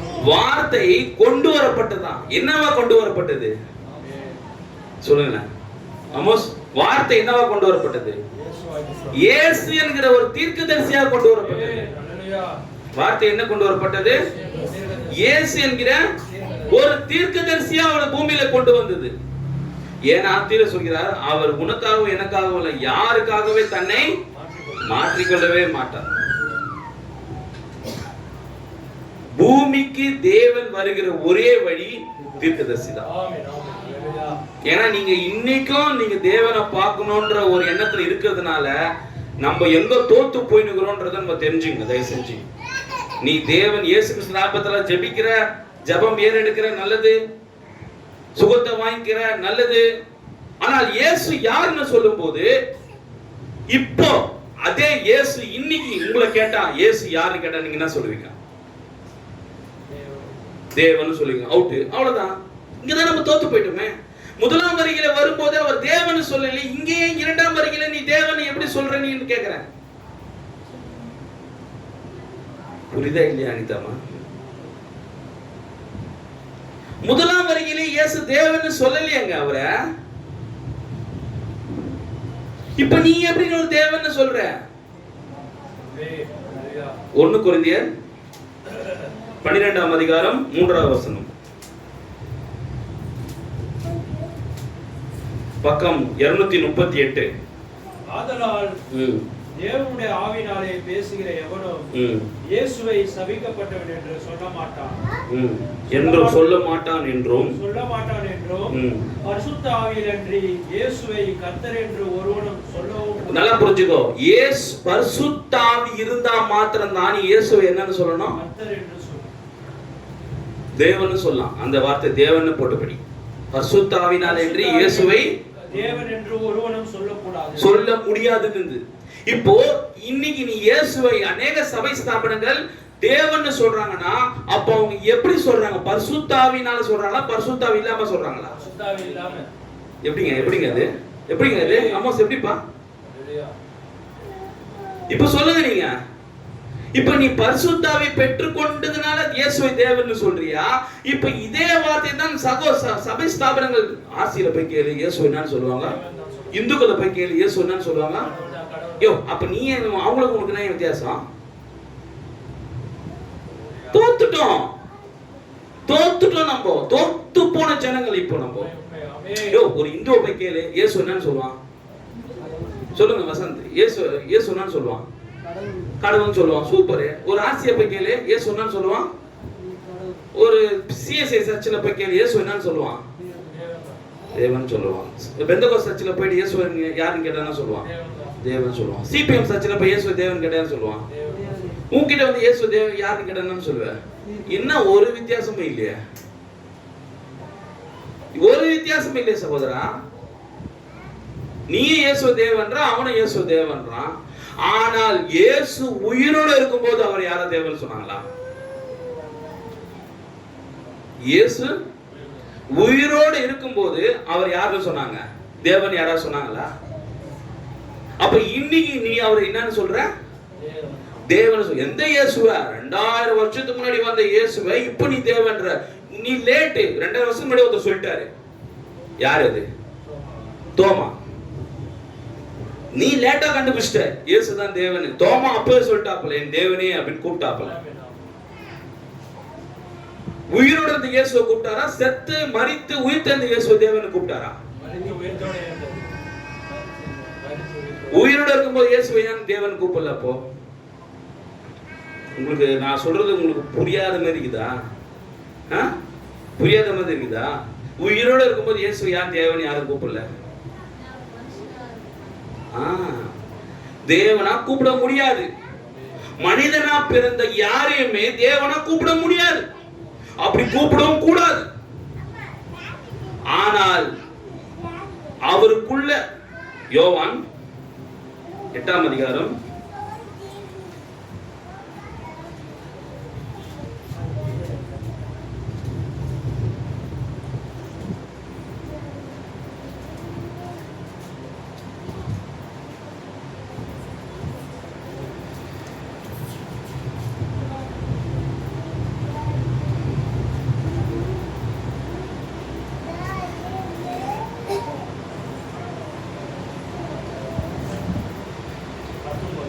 வாசிப்பா. அப்பொழுது அவர்கள் உம்முடைய பிதா எங்கே என்றார்கள். இயேசு பிரயோஜனமாக, என்னையும் அறியீர்கள், என் பிதாவையும் அறியீர்கள். நீங்கள் என்னை அறிந்தீர்களானால் என் பிதாவையும் அறிவீர்கள் என்றார். தேவாலயத்திலே இயேசு உபதேசம் பண்ணுகிற போது தர்ம பெட்டி இருக்கிற இந்த வசனங்களை சொன்னார். அவருடைய வேலை இன்னும் வராதபடியினால் ஒருவரும் அவரை பிடிக்கவில்லை. இன்னொரு வசனம், அது ஓகே. இன்னொரு வசனம், உன்னை தேவன் என்று சொல்லி இவ்வளவு தேவதோஷம் சொல்வதனால் உண்மையில் கல்லெறிகிறோம். அந்த வசனம் வாசிப்பா. வாசிப்பா. டக்குன்னு வாசிங்க, என்ன கேட்காதீங்க, வாசிங்க.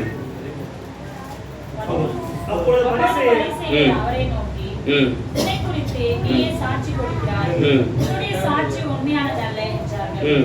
இயேசு அவர்களுக்கு பிரதியுத்தரமாக, என்னை குறித்து நானே சாட்சி கொடுத்தாலும் என் சாட்சி உண்மையாய் வெரி குட். நற்கிரிகள் நிமித்தம் நாங்கள் கல்லெறியவில்லை. நீ செய்யற நல்ல விஷயத்துக்காக நான் உங்களை கல்லெறியல. வாசிப்பா. நீ மனுஷனாய் இருக்க உன்னை தேவன் என்று சொல்லி இவ்விதமாக தேவ தூஷணம் சொல்லுகிறபடியா எங்க அவர் தன்னை தேவன் சொன்னாரு? Please understand. எங்கேயாவது இயேசு தன்னை தேவன் சொன்னாரா? சகோதரா, இது சாதாரண விஷயம் கிடையாது. ரொம்ப டீப்பா பாருங்க. உன்னை மறுபடியும் படியாம அது வச்சுக்கணும். யூதர்கள் அவருக்கு பிரதியுத்தரமாக, யூதர்கள் யாருன்னா தேவனை அறிந்தவர்கள். தேவன் யாரு யூதர்களுக்கு தெரியும். எப்படி? யூதர்களுக்கு தான் தெரியும் தேவன். உனக்கு எனக்கு தெரியாது. யூதன் தெளிவா தெரியும். இது இந்த சிம்டம்ஸ் யார் செய்வா? கேளுங்க, கேக்குறீங்க, கேளுங்க. இந்த குழம்பு யார் வைப்பா? உங்களுக்கு புரிய மாதிரி சொன்னா கரெக்டா சாப்பிட்டோன்னே கண்டுபிடிக்கலாம். இது அனிதா சிஸ்டர் செஞ்ச குழம்பு, இந்த பிரியாணி வாசி சிஸ்டர் செஞ்ச பிரியாணி, இது உப்பு இல்லாத சங்கீதா சிஸ்டர் தான் செஞ்சிருக்கோம். கண்டிப்பா உப்பு போட மாட்டாங்க. சோ இந்த மாதிரி நீ ஒரு உணவை வச்சு இவங்க தான் கண்டுபிடிப்பானா? இவன் இயேசுவை பார்த்து, நீ மனுஷனா இருக்கிறதுனால நான் உன்னை கல்லடிக்கலடா, உன்னை தேவன் என்று சொல்லி விதமாய் தேவதூஷணம் சொல்லுகிறபடியால் எங்க சொன்னார் இயேசு தேவன்? எத்தனை நாள் செய்தி வச்சிருக்கீங்க? அமோஸ் எத்தனை பேர் பிரதர்ஸ் சிஸ்டர்ஸ் எத்தனை பேர் நீங்க செய்தி வச்சிருக்கீங்க? பைபிள் வச்சிருக்கீங்க? எங்கேயாவது இயேசு தன்னை தேவன் சொன்னாரா? ஏன்னா அவருடைய ஊழியத்துடைய, அவருடைய அணுகுமுறை, அவருடைய செய்கை அது யாரை பிரதிபலிக்குது?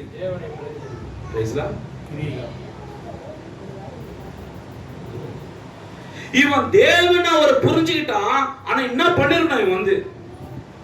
இந்த சைன், இந்த அடையாளம் தேவனுக்கு தான்டா செய்ய முடியும். கரெக்டா? இந்த அடையாளம் யாரால தான் செய்ய முடியும்? தேவனால மாத்திரம் தான் செய்ய முடியும் அப்படின்னு நினைச்சு அவர் தேவனா பார்த்து அவர் காலில் வந்து வணங்கி இருக்கணும். ஆனா இவனுடைய நோக்கம் என்னன்னா, தேவன் மனிதனா வர மாட்டாரு. அப்படி தேவன் மனிதனா வந்தாலும் சாணி மேல பத்துனுக்க மாட்டாரு. எப்படி? பைபிள் வச்சிட்டு படிச்சிட்டு இருக்க எங்களுக்கு கிடைக்காத ரெவலேஷன் கருமரம்பா கோயில குடுக்கடிச்சு இந்த மனவாக்கு எப்படி கிடைக்கும்? எப்படி? 40 வருஷமா பைபிளை படிச்சிருந்த எனக்கு, வில்லியமரி பிரணாம தீர்க்கதரிசின்னு தெரியாத எனக்கு நேத்து மயில மோச்ச காலம் ஸ்ரீதருக்கு எப்படி தெரிஞ்சது? புரியுதா இல்லையா? புரியுதா? 3-4 தலைமுறையா கோயிலுக்கு போயிட்டு இருந்த எனக்கு தெரியாத வில்லியமரி பிரணாம் மல்கியா 4-5 வெளிப்படுத்தல் 10-6 எனக்கு தெரியாத தம்மாத்து டாமா கோலி வசந்த் உனக்கு தெரிஞ்சுதான் அவங்க அம்மா கேட்பாங்க, அவங்க குடும்பத்துல கேட்பாங்க, தெரியுமா தெரியாதா? தெரியுமா தெரியாதா? இப்போ இயேசு பாருங்கள், உன்னை மனிதனா இருக்கும் போது உண்மைதான் அவர் மனிதன் தான். ஆனா அடுத்த லைன் சொல்றான், உன்னை தேவனாக வாசிப்பா. யூதர்கள் அவருக்கு பிரதியுத்தரமாக, நற்கிரிகள் நிமித்தம் நாங்கள் உண்மையில் கல்லெறியவில்லை. இப்போ இயேசு செஞ்ச நல்ல விஷயத்துக்காக கல்லெறியல. நல்லா புரிஞ்சுக்கணும். இது செய்தி இன்னும் சகையை பத்தி பேசுறாரு, அந்த சப்ஜெக்ட் எடுக்கல. இயேசு செஞ்ச நற்கிரிகளுக்காக உண்மையில கல்லெறியல. வாசுகி எனக்கு உடம்பு சரியில்லை, ஜெபம் பண்ணு, நல்லா இது சந்தோஷம். வாசுகி எனக்காக எங்க வீட்டுல பிரச்சனை, என் பையனுக்கு பிரச்சனை, ஜெபம் பண்ணு, சரியாயிடுச்சு, சந்தோஷம், வாசிக்கி. ஆனா பிரணாம மத்திய என்கிட்ட பேசாத. சொல்றாங்களா இல்லையா? சொல்றாங்களா இல்லையா? அப்போஸ்தலர் 2:38 என்கிட்ட பேசாத. ஏன் பேசக்கூடாது? ஏன் பேசக்கூடாது? அதே ஸ்டேட்மெண்ட் தான். இயேசு நீ உயிரோட எழுப்புறியா? எழுப்பிக்கோ. சோறு போறியா? போட்டுக்கோ. எப்படி? என்ன நன்மை செய்ய, அதுக்கெல்லாம் எனக்கு எந்த பிரச்சனையும் கிடையாது. நல்ல நல்ல கீர்த்தி, நற்கீர்த்தி நிமித்தம் நாம உங்களை டென்ஷன் ஆகல. நீ மனுஷனா இருக்க, உன்னை தேவன் என்று சொல்லி இவ்விதமாக தேவ தூஷணம் சொல்லுகிறபடியினாலே உன்மேல் கல்லறிகிறோம். இப்போ ஏதோ ஒண்ணு இவர் பேசியிருக்கிறாரு, அதனால இவன் ஸ்டேட்மெண்ட் கொடுக்குறான். எப்படி இவன் ஸ்டேட்மெண்ட் கொடுக்குறான்ல, உன்னை தேவன் என்று சொல்லி அப்படின்றால, ஏதோ ஒன்று சொல்லுகிறாரு, இவன் இந்த வார்த்தையை சொல்றான். கரெக்டா? இவர் என்ன சொன்னார் அப்போ? வாசி யோவான்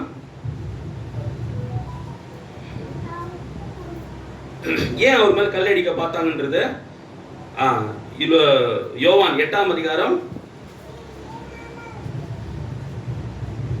53. எங்கள் பிதாவாகிய ஆபிரகாமினாலும் நீ பெரியவனோ அப்படி கேக்குறாங்க. பெரியவனோ அவர் மரித்தார், தீர்க்கதரிசிகளோ மரித்தார்கள், உன்னை நீ எப்படிப்பட்டவனாகிறாய் என்றார்கள். இயேசு பிரதித்திரமாய், என்னை நானே மகிமைப்படுத்தினால் அந்த மகிமை வீணாயிருக்கும். என் பிதா என்னை மகிமைப்படுத்துகிறவர், அவரை உங்கள் தேவன் என்று நீங்கள் சொல்லுகிறீர்கள். எனக்கு தான் அவர் பிதா, உங்களுக்கு அவர் பிதா கிடையாது. நுணுக்கமா பாருங்க. இயேசுவுக்கு பிதா தேவன், ஆனா அவர்களுக்கு பிதா யாரு?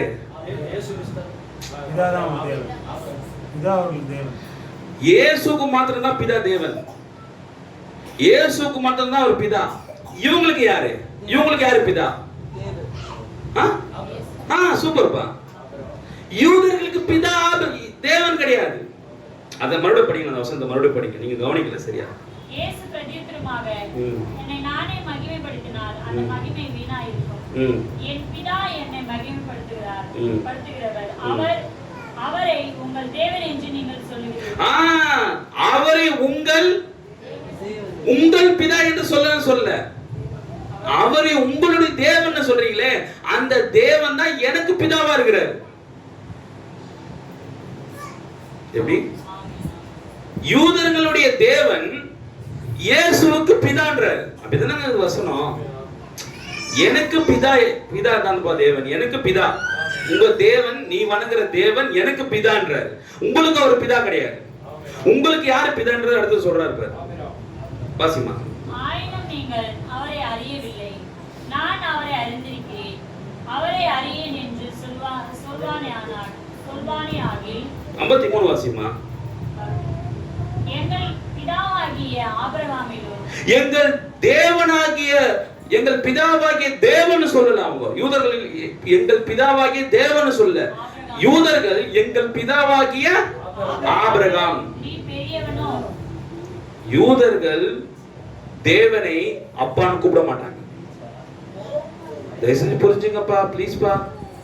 யூதர்கள் தேவனை அப்பான்னு கூப்பிட மாட்டாங்க. ஏன்னா தேவஸ்தானம் என்றானது தெரியும்.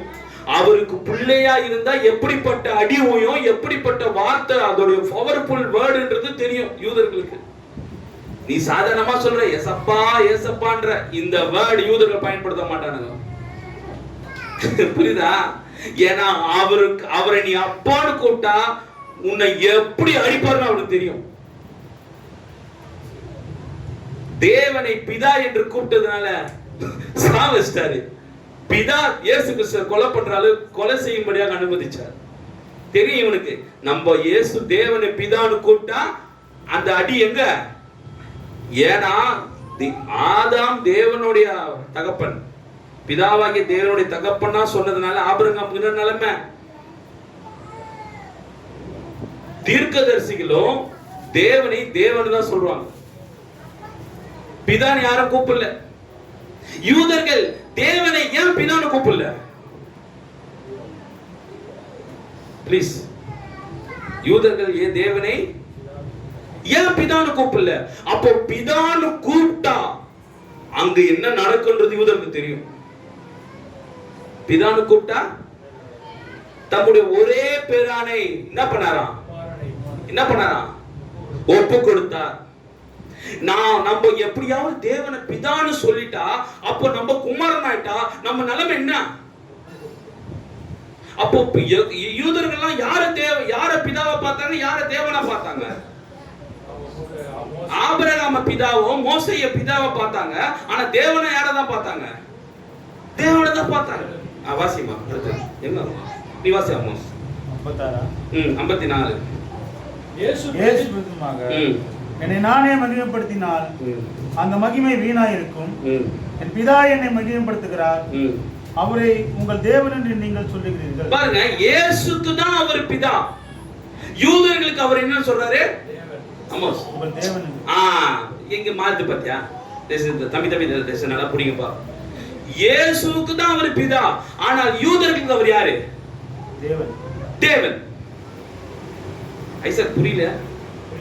புரியுதா ஐசர்? யாரோ ஒருத்தர் புரிஞ்சா போதும் சகோதரா. இதெல்லாம் நீங்க புரிஞ்சுக்கிட்டீங்கன்னா இன்னைக்கு அவர் யாரு என்னவா இருக்கிறது தெளிவா புரிஞ்சுப்பீங்க. நான் வாசி. ஆமோஸ் ஆயினும் நீங்கள் அவரை அறியவில்லை, நான் அவரை அறிந்திருக்கிறேன். அவரை அறியேன் என்று சொல்வேனாகில் உங்களைப் போல நானும் பொய்யனாயிருப்பேன். அவரை நான் அறிந்து அவருடைய வார்த்தையை கை கொண்டிருக்கிறேன். உங்கள் பிதாவாகிய ஆபிரகாம் என்னுடைய பாரு. இப்ப இயேசு சொல்றார், உங்கள் பிதாவாகிய தேவன் சொல்லல ஆபிரகாம, உங்கள் தேவனாகிய ஆபிரகாம் சொல்லல, உங்கள் பிதாவாகிய ஆபிரகாம். டேய், அவர் அப்பான்னு கூப்பிடக்கூடிய ஒரே தகுதி யாருக்கு தான் இருக்குது பூமியில? சொல்லுங்க ப்ளீஸ். இயேசுவை பிதா யெகோவா தேவனை பிதான்னு கூப்பிடக்கூடிய ஒரே தகுதி யாருக்கு தான் இருக்குது பூமியில? இயேசுக்கு மாத்திரம் தான் இருக்குது. வாசி ஆமோஸ். உங்கள் பிதாவாகிய ஆபிரகாம் என்னுடைய நாளை காண ஆசையாயிருந்தான், கண்டும் களி கூர்ந்தான் என்றார். பாத்தியா? இப்போ இவருடைய பிதா, இயேசுவுடைய பிதா தான் தேவன். இவங்களுடைய பிதா யாரு? ஆபிரகாம். இப்போ இந்த ஆபிரகாம் நான் பார்த்தேன்னு சொன்னான் பாத்தியா? இதுக்கு தான் அவர் மேல கல்லேறி ஆரம்பிச்சான். யூதர்களை பொறுத்த வரைக்கும் நீ என்ன பேசினாலும், இப்ப கூட நீ யூதர்கிட்ட போய் இயேசுவை பத்தி தப்பா பேச என்ன சொல்லுவாங்க? இயேசுவை பத்தி மாணவரே திட்டு யூதர்கள் கிட்ட போயிட்டு இப்ப என்ன பண்ணுவான்? அவனை நம்ம தான் இருப்பான், திட்டிக்கோ அப்படின்னுவான். ஆனா ஆபிரகாம் தேவனை போய் நீ திட்டிப்பாரு. ஆமா சொல்லுங்கப்பா. மோசே கொடுத்த கற்பனையை கொடுத்த மோசஸோட தேவனை குறித்து திட்டிப்பாரு, கொலை பண்ணிடுவான். ஆனா இயேசு திட்டினா ஏன்? அப்ப அவனுக்கு எல்லாம் அறிவு உனக்கு வந்துச்சா? நீ தேவனை சொல்ற இயேசுவ சொல்லுமா? நீ எப்படி தேவனை இயேசுன்னு சொன்னப்போ? நல்ல காரியங்கள் செய்யறதுனால இயேசுவை கொலை பண்ணல. இந்த மாதிரி அவர் சில விஷயங்களை பேசுறாரு. ஆபிரகாம் என்ன பார்த்தான், வார்த்தையோடு ஒப்பிட்டு பேசும்போது தான் அவனுக்கு கோபம் வருது. விபச்சாரம் செய்யாதிருப்பாயாக, உண்மைதான், ஆனால் நான் உங்களுக்கு சொல்லுகிறேன். நீ யாரா சொல்லுதுன்னு கேட்டான். இப்போ தேவன் மனிதனாக வந்தா வெறும் நல்லது மட்டும் செய்யறது இல்ல, வார்த்தையை பிரசங்கிப்பார். இவங்களுடைய கோட்பாடுகளை உடைப்பார். இவங்களுடைய வழியா இவங்க பாரம்பரியத்தை உடைப்பார். அப்படி உடைச்சதுனால தான் அவன் சொல்றான், உனக்கு அப்ப சொல்றாரு பாவங்களை மன்னிக்க எனக்குன்னு சொன்னாரு. பாவங்களை மன்னிக்க எனக்கு அதிகாரம் இருக்குன்னு. ஏன்னா பழைய ஏற்பாடு காலத்துல பாவத்தை மன்னித்தவர் யாரு? யெகோவா தேவன். அந்த வார்த்தை இவர் சொன்னதுனாலதான் கோபம் வருது. இந்த வார்த்தை இந்த மாதிரியான வார்த்தைகள் சொன்னதுனாலதான் வார்த்தைக்கு வியாக்கியானம் கொடுக்க ஆரம்பிச்சார் இயேசு கிறிஸ்து. எப்படி? பழைய ஏற்பாடின் வேத வசனத்துக்கு வியாக்கியானம் பண்ண ஆரம்பிச்சாரு. நீ ஏன்டா வியாக்கரணம் பண்ற? இயேசுவை பார்த்து கேட்கற, நீ என்னடா எங்களுக்கு போதிக்கிறதுன்னு கேட்கறாங்க. அப்பதான் சொல்றாரு, இது எழுதினவனே நான் தான்டா. நீ மோசையை அறிஞ்சினா என்ன அறிஞ்சிருப்ப, நீ ஆபிரகாம் அறிஞ்சினா சாலமோனை காட்டிலும் பெரியவர் இங்க இருக்கிறார் அப்படின்னு. இந்த மாதிரி வார்த்தைகள் தான் இந்த பைபிள் நாலேஜ் வச்சுட்டு இருந்தவன டென்ஷன் ஆகிச்சு. இது முதலாம் வருகை. இத முதலாம் வருகை தெரிஞ்சுக்கோ ஃபர்ஸ்ட். ஆனால் இயேசு அவர் என்ன கதாபாத்திரத்தை கொண்டு இந்த பூமிக்கு வந்தார்? என்ன கதாபாத்திரத்தை கொண்டு இந்த பூமிக்கு வந்தார் சொல்லுங்க. தீர்க்கதரிசி தான்ப்பா, தீர்க்கதரிசி தான். இழந்து போனதை தேடவும் ரட்சிக்கவும் தேவன் வந்தார், கர்த்தர் வந்தார், கிறிஸ்து வந்தார். ஏன் ஒரு வாயில கூட வர மாட்டேன், அவர் மட்டும் தான் கரெக்டா சொல்லுகிறாரு. இழந்து போனதை தேடவும் ரட்சிக்கவும் மனுஷகுமாரனா என்ன ஸ்தானம்? முதலாவது இழந்து போனத, முதலாம் வருகை இழந்து போனத தேட வந்தாரா? இப்ப இரண்டாம் வருகையில எதுக்காக வர போறாரு? தேடியதை ரட்சிக்க போறாரு. அப்ப முதலாம் வருகையிலே தேடியதையும் ரட்சிக்கவுமே மனுஷகுமாரன் வந்தா, அப்போ மீட்புக்கு அவர் தேவனா வரணுமா இல்ல அதே மனுஷகுமாரனா வரணுமா? இப்ப மனுஷகுமாரனா வந்தா அது ஒரு ஸ்தானம் பேர் என்ன? அந்த மனுஷகுமாரனா வந்தா அது ஒரு ஸ்தானம் பேர் என்ன? ப்ராஃபட். சரியா? ஹல்லேலூயா. பாருங்க 73 வாசிமா. படிச்சிட்டீங்களா? 75மா நீ படிங்க, டக்குன்னு முடிச்சிடலாம், இன்னொரு half an hour. 75.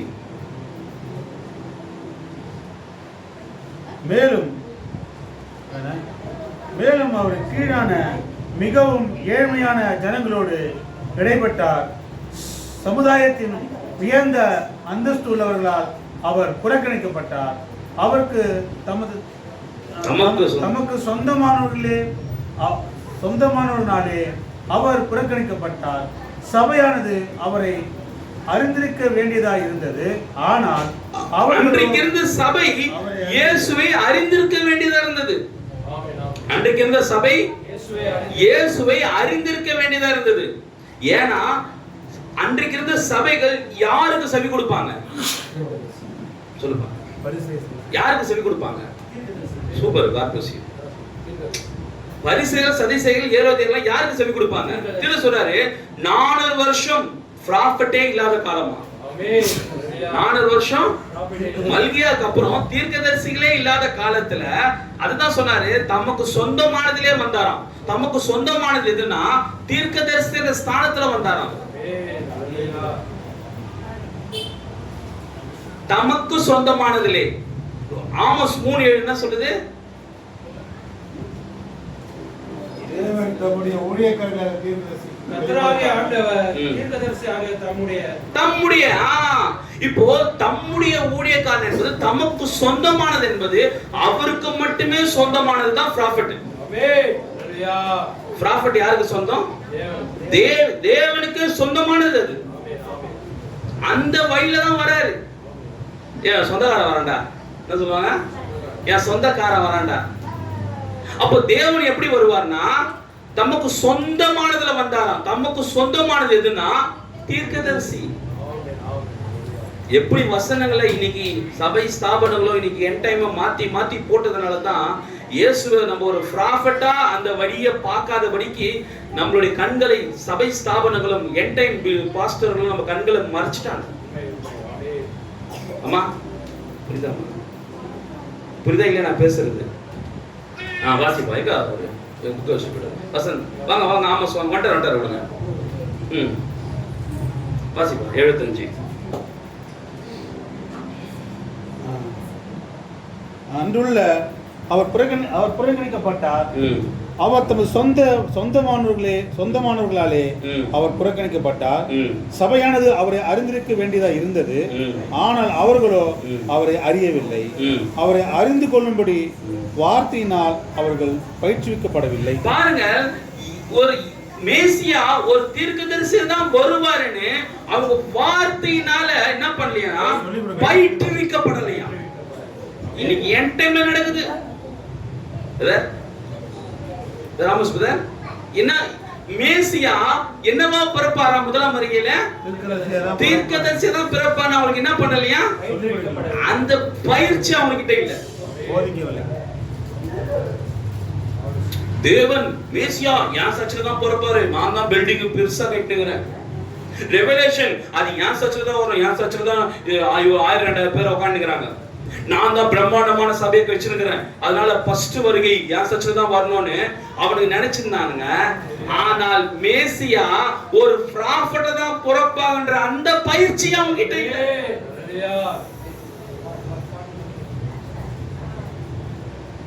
அண்டர்ஸ்டாண்ட்? இதுல நீங்க தெளிவா இருந்தாங்க வச்சுக்க, உன்னை யாராலே அசைக்க முடியாது. அடுத்தது 76 வாசிப்பா. அவர் மிகவும் தாழ்வான பட்டணமான பாலஸ்தீனாவில் உள்ள எரிகோவுக்கு சென்றார் என்று நாம் மீண்டுமாக காண்கிறோம். அது கடல் மட்டத்திலிருந்து கீழே எத்தனை அடி தாழ்வாக இருக்கிறது என்பதை மறந்துவிட்டேன். 77. ஆனால் உலகம் அவரை அப்படியாகத்தான் நினைத்தது. அவர்கள் அவருக்கு மிகவும் கொடுமையான மிகவும் கடினமான மரணத்தை, எந்த மனிதனும் அவ்வாறு இறக்க முடியாத ஒரு மரணத்தை கொடுத்தனர். அவர் ஒரு பாதகன் போல் மரித்தார். அவர் மரிக்கக்கூடியதிலேயே மிகவும் அவமானமான ஒரு நிலையானது. அவர்கள் அவரது ஆடைகளை உரித்து போட்டனர். நிச்சயமாகவே நீங்கள் சிலைகளில் மற்ற படங்களில் முதலானவற்றில் அவரை சுற்றி ஒரு துணி இருப்பதை பார்த்திருப்பீர்கள். ஆனால் அவரோ அவமானத்தை உணர்ந்தார். அவர்கள் அவரது ஆடைகளை முழுமையாக அவரிடமிருந்து உடுத்திவிட்டனர். நிர்வாணமாக எப்படி தூங்கினாரா இயேசு? நிர்வாணமாக. தேவனை ஒரு மனிதன் பார்க்கவே முடியாத போது தேவனை ஒரு மனிதனால் நிர்வாணப்படுத்த முடியுமா? தேவனை ஒரு மனிதனால நிர்வாணப்படுத்த முடியுமா? இப்போ நம்ம எத்தனையோ முறை ஜபங்களுக்கு தெய்வீக சுகம் அளிக்கிறதுல ஒரு வார்த்தையை சொல்லி ஜபிக்கணும்ல. எந்த வசனத்தை சொல்லி தெய்வீக வசனத்துக்கு நம்ம ஒரு வார்த்தையை சொல்லுவோம்? சூப்பர்ப்பா, கரெக்ட்பா. என்ன வார்த்தை சொல்லுங்க, ஏதாவது 2-3. அது ஓகே. அப்போ அவருடைய தழும்புகளால் இப்போ தழும்பு வேணும். இப்போ தேவன் என்றால் வார்த்தையா இருக்கிறார், தேவன் என்றால் ஆவியா இருக்கிறார். இப்போ இந்த ஏசாயா அவருடைய தழும்பு நம்ம குணமாக கூடிய அந்த வசனம் இப்ப தேவனுக்கு பொருந்தமா பொருந்தாதா? பொருந்தாது. கரெக்டா? அதான் ஃபர்ஸ்ட் சொன்னேன். தேவன் என்றால் ஆவியா இருக்கிறார், தேவன் என்றால் வார்த்தையா இருக்கிறார். இப்போ தேவன் என்றால் காணக்கூடாத ஒருவர். இப்ப இந்த வசனம் ஏசாயா 53ஆம் அதிகாரத்துல அவருடைய தழும்புகளால், அப்ப தழும்பு இருக்கிறது தேவனுக்கா ஏதோ ஒரு மனுஷனுக்கா? நான் சொன்னேன், ஏதோ ஒரு மனுஷனுக்கு தான் தழும்பு இருக்குது. அந்த மனுஷனோட தழும்பால தான் அடுத்த வசனம், அவரோட தழும்புகளால் காயப்பட்டார். Very good. என் மீறுதல் நிமித்தம் என்ன மீறிட்டோம்? யார் மீறினா? ஃபர்ஸ்ட் வார்த்தைய சூப்பர். அப்போ ஆதாம் மீறினா, அதுக்காக தான் இயேசு கிறிஸ்து வந்தாரு. நீ மீறினதுக்காக இல்ல. ஃபர்ஸ்ட் யார் மீறினதுக்காக? அங்கிருந்து வா. இப்போ தேவன் மனிதனா ஏன் வந்தார்னா, அவன் மனிதனா இருந்து மீறினதுனாலதான் மனிதனா வந்து இவர் என்ன பண்ணாரு? அந்த மீறுதலை ஈடுகட்டினார். Price Lord. ஹalleluya. அக்கிரமத்தில் ஒடுக்கப்பட்டார். அக்கிரமம் என்ன? அக்கிரமம் என்ன? வார்த்தையை தெரிந்து அது சரியாம, அதை தெரிந்தும் அந்த வார்த்தையை கொடுக்க வேண்டிய கனத்தையும் மரியாதையும் கொடுக்காதனால கிரமம் அக்கிரமம் மாறுது. அப்ப கிரமம் அக்கிரமம் மாறுது எப்போ? எப்போ? சூப்பர். யார் செஞ்சா இந்த வேலையா? ஏவாள். இப்போ இயேசு சொன்ன எல்லா வசனமும், இந்த ஏசாயா சொல்லப்பட்ட எல்லா வசனமும் ஃபர்ஸ்ட் யாருக்கு தான் பொருந்துது? ஆதாம் ஏவாள் கிட்ட தான் வருது. ஆனா நீ நினைச்சுக்கிற என்னோட தழும்புகளால் சுகமானது இல்ல. இல்ல கண்ணா, அங்க போ ஃபர்ஸ்ட். ஏதேனுக்கு போ. அவரோட தழும்புகளால் நான் சுகமானேன், அவர் தழும்புகளால் சுகமானேன். நீ கடைசி, உனக்கு முன்னாடி கோயந்தனுங்க.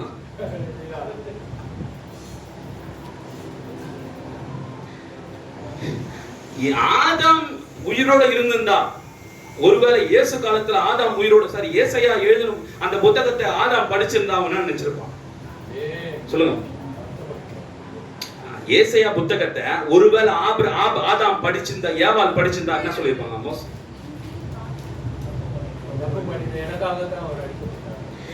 இந்த வசனம் எனக்குரியது. அந்த வசனத்தை ஆதாம் படிச்சிருந்தா எப்படி படிச்சிருப்பான்?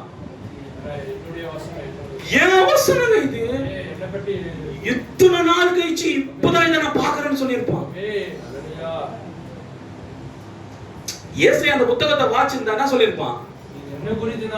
என்ன குறிச்சு தான் இந்த வசனம் எழுதிக்குது. ஆனா அந்த நபர் எங்க இப்போ? அந்த நபர் எங்க இப்போ சொல்லுப்பா அமோஸ். ஏசாயா அந்த புத்தகத்தை ஆதாம் வாசிச்சிருந்தா என்ன சொல்லியிருப்பான்? என்னுடைய அக்கிரம நிமித்தம் நான் தான் முதல்ல அக்கிரமக்காரன். யாரு பூமியில? ஆதாம். எனக்காக தான் நொறுக்கப்பட்டார்.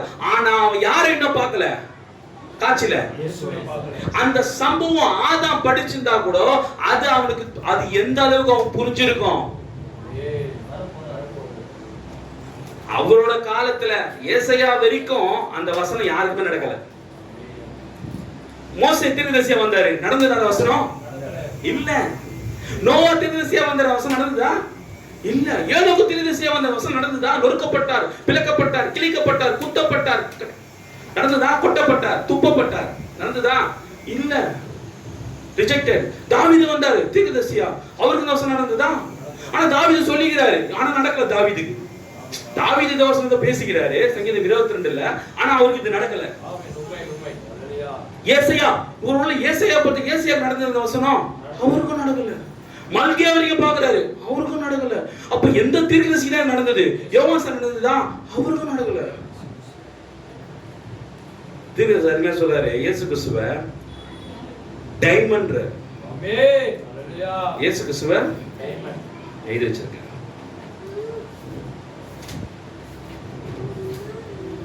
ஏடாமோஸ் அதே புக்ல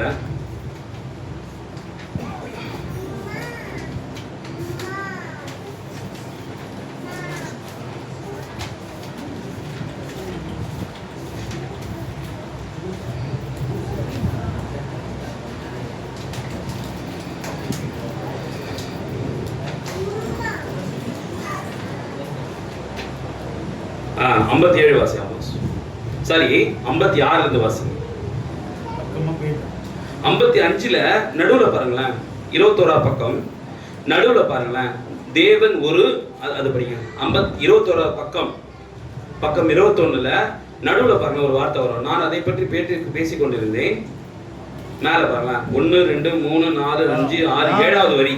நான் அதை பற்றி பேசிக் கொண்டிருந்தேன். தேவன் ஒரு வைரத்தை போன்றவர், தேவன் ஒரு வைரத்தை போன்றவர் என்றேன். பாருங்கள். நான் மேலும் நீங்கள் பேசிக்கொண்டிருக்கும் 56 வாசிப்பா. கிம்பர்லேவில் உள்ள சுரங்கத்தின் தலைமை அதிகாரி ஜெப வரிசையில் உதவியாளர்களின் ஒருவராக இருந்தார். அவர் கிம்பர்லோவில் உள்ள வைரஸ் சுரங்கத்தினூடாக என்னை கூட்டி சென்றார். ஏன் வீதிகளில் அதை கிடப்பதை காண முடியும். ஆனால் அது வெட்டப்படாதவரை. வைரம் நல்லா புரிஞ்சுங்க, வீதியில தான் இருக்குமா. மணலோட மணலா இருக்கும், கல்லோட கல்லா இருக்கும், ஆனா உனக்கு தெரியாது. ஆனா அந்த வைரத்தை எடுத்து வெட்டப்படாதவரை ஒன்றை கூட வைத்துக் கொள்ள நீங்கள் துணிய மாட்டீர்கள். இயேசு வெறும் தீர்க்கதரிசியாகவே அவர் வாழ்ந்துட்டு இருந்தா அதனால என்ன யூஸ்? ஆனா அவர் என்ன பண்ணாங்களாம், அந்த தீர்க்கதரிசி இயேசு மாத்திரம் முடிவுல என்ன பண்ணாங்க, அவரை வெட்டப்பட்டார். கிழிக்கப்பட்டார். சமமா ஜனங்களோட சரி சமமா தான் இருந்தார் தேவன். ஆனால் அவர் அப்போ தேவன்றது எப்ப தெரிஞ்சது? சூப்பர்பா. இப்போ தேவன் ஒரு வைரத்தை போன்றவர். இயேசு அவர் தேவனா இருந்து ஒரு வைரமா இயேசு இருக்கிறதுனால அவர் எப்பதான் தேவன் கண்டுபிடிச்சாங்கன்னா, சரிசமமா பூமியில இயேசு இருக்கும் போது அவர் தேவன் கண்டுபிடிக்க முடியல. வைரம் மண்ணோட மண்ணா இருக்கும், ஒண்ணுமே தெரியாது. ஆனா அதை எடுத்து வாசிப்பா. வெட்டப்படாதவரை ஒன்றை கூட நீங்கள் வைத்துக் கொள்ள நீங்கள் துணிய மாட்டீர்கள். அது முறைப்படுத்தப்பட்ட வெட்டப்பட்டோ ஆக வேண்டும். வெட்டப்பட்டே ஆக வேண்டும்.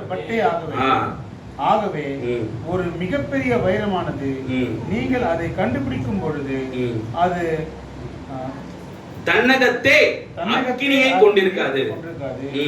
அதற்காக அது வெட்டப்பட்டே ஆக வேண்டும். அது தேவனே. அது தேவனே. அக்கிரமங்களுக்காக அவர் காயப்பட வேண்டியதா இருந்தது. பாருங்க, இயேசு தேவனா இருந்ததனால ஒரு தீர்க்கதரிசியா ஒரு பூமிக்கு வந்து அவர்தான் ஏன் தேவனா மாறினார், ஏன் இவர் தேவனா இருந்தார்ன்றதுக்கு அடையாளமே அவர் காயப்பட வேண்டியதா இருந்தது. ஏன்னா ஏசாயால சொல்லப்பட்டபடி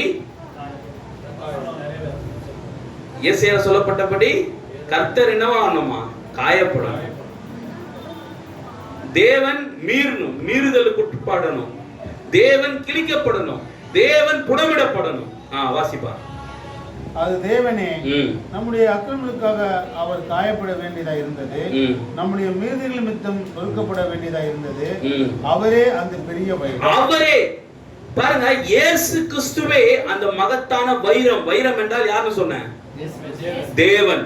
ஏங்க, இயேசு தீர்க்கதரிசிங்க. அவருக்குள்ளதான் அந்த தேவன் இருக்கிறார் என்றது எப்படி கண்டுபிடிக்கணும்னா, அவருக்குள்ளதான் அந்த வைரம் இருக்குது. அந்த வைரம் யாரு? தேவன். அந்த தேவன் அவருக்குள்ள இருந்தார் என்றது எப்படி கண்டுபிடிப்பானா? வாசிப்பா. Big diamond. நீங்கள் ஒரு வைரத்தை வெட்டும் போது நீங்கள் எப்போதாவது அதை கவனித்திருக்கீங்களா? நீங்க எப்போதாவது வைரத்தை வெட்டுறதை பார்த்திருக்கீங்களா? மூன்று மூலைகளுக்குள்ளாக வடிவில் வெட்டுவார்கள். எப்படி வெட்டுவாங்கன்னா, ரவுண்டா இருந்ததுன்னா இப்படி வெட்டுவாங்க, கோபுரம் மாதிரி வெட்டுவாங்க. பாத்தீங்களா வைரம் எப்படி எடுத்து பார்த்திருக்கீங்களா? வைரத்தை எல்லாமே கோபுரம் மாதிரி தான் இருக்கும். அது ஏன் கோபுரம் மாதிரி வெட்டுறாங்கன்றத படிங்க. மூன்று மூலைகளை வடிவில் வெட்டுவார்கள்.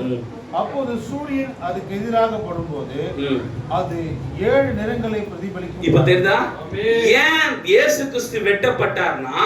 அப்படி வைரத்தை, பிக் டைமண்ட் ஒரிஜினல் வைரத்தை வெட்டும் போது அது வந்து ஒரு கோபுர ஷேப்ல வெட்டுவாங்க. ரவுண்டா இருந்ததுன்னா வெட்டுவாங்க, கட்டமா இருந்தாலும் இப்படி வெட்டுவாங்க. சூரிய வெளிச்சம் அதுல படும்போது அது தனக்குள்ளாக இருக்கிற 7 நிறங்களை பிரதிபலிக்குமா? பாருங்கள். வாசிப்பா. சிகப்புனூடாக சிவப்பை பார்க்கும்போது வெண்மையாக தெரியும். அது உங்களுக்கு தெரியுமா? அது சரியே. சிகப்பினூடாக சிகப்பு, அதுதான் ரத்தம். சிகப்பு ரத்தம். மேலும் மேலும் ஆகவே இப்போது அதில் நான் இவ்வாறு அவரிடம் கூறினேன், இந்த ஒளி கதிர்களில் பிரதிபலிக்கும்படியாக தேவன் பிளக்கப்பட்டார். பாத்தீங்களா?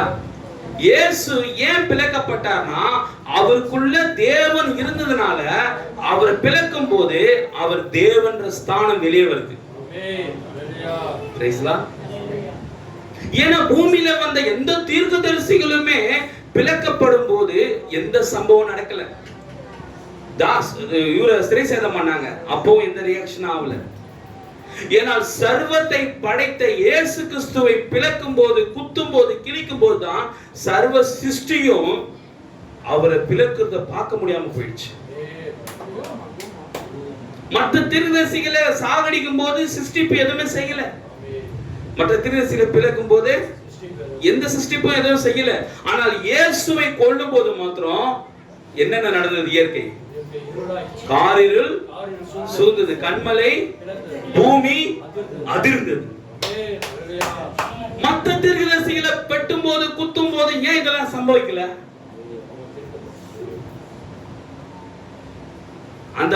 அந்த ஒரிஜினல் டைமண்டை பிளக்கும் போது, குத்தும் போது, கிழிக்கும் போதுதான் பூமி அதிர்ந்து. கண்மலை வெடித்தது. காரணம் என்ன? இவர் இந்த தீர்க்கதரிசி என்ற ஸ்தானத்துல தேவன் அவருக்குள்ள இருந்தது. தேவன் தான் தீர்க்கதரிசியாவே வந்திருக்கிறார். பிரைஸ் லார்ட், ஹalleluya. உங்களுக்கு புரியுதுங்களா? இப்போ இந்த பாருங்க, சகேயு எடுக்கவே முடியல. இந்த ஃபண்டமெண்டல் நீங்க புரிஞ்சாதான் சகேயு ஏன் இயேசுவை பார்க்க ஏன் வகை தேடினான்றது புரியும். புரியுதா உங்களுக்கு? இப்போ அவர் பூமிக்கு வரும்போது அவர் தன்னை என்னவாக ஜனங்களுக்கு தன்னை போக்கஸ் பண்றாரு. யாரா போக்கஸ் பண்ணுகிறார்? இப்போ தீர்க்கதரிசியா போக்கஸ் பண்றாரு. ஃபர்ஸ்ட் நீ அவரை தீர்க்கதரிசியா பார்க்கணுமா? இவருடைய சகையோட மனைவி ரெபெக்காள் அவரை ஒரு தீர்க்கதரிசி என்று கண்டு புரிஞ்சுக்கொள்ளலாம். சகையோடைய மனைவி ரெபெக்காள் என்ன பண்ணலாம்? இந்த பாருங்க, அந்த லைன் மட்டும் வாட்சி முடிச்சிடலாம்.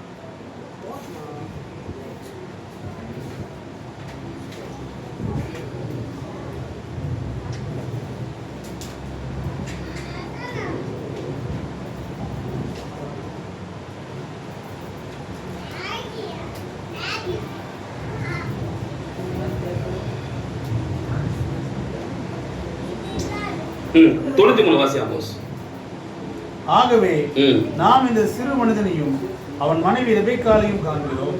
அவள் அவரை ஒரு தீர்க்கதரிசியாக, அவரே அந்த தீர்க்கதரிசி என்று விசுவாசித்தார். யாரு அவள்? யாரு அவள்? அவள் ரெபெக்காள். ரெபெக்காள் யாரு? சகையோடைய மனைவி ரெபெக்காள். இயேசுவை என்னன்னு ஸ்டேட்மென்ட் கொடுக்கிறா? தீர்க்கதரிசி. இயேசு யார்? சகையுக்கு இயேசு யாருன்னு ஒரு கேள்வி வந்தது. காரணம், ஃபர்ஸ்ட் அவருடைய மனைவி ரெபெக்காள் இயேசுவை என்னன்னு கன்ஃபர்மேஷன் பண்ணா? தீர்க்கதரிசி. வாசிப்பா.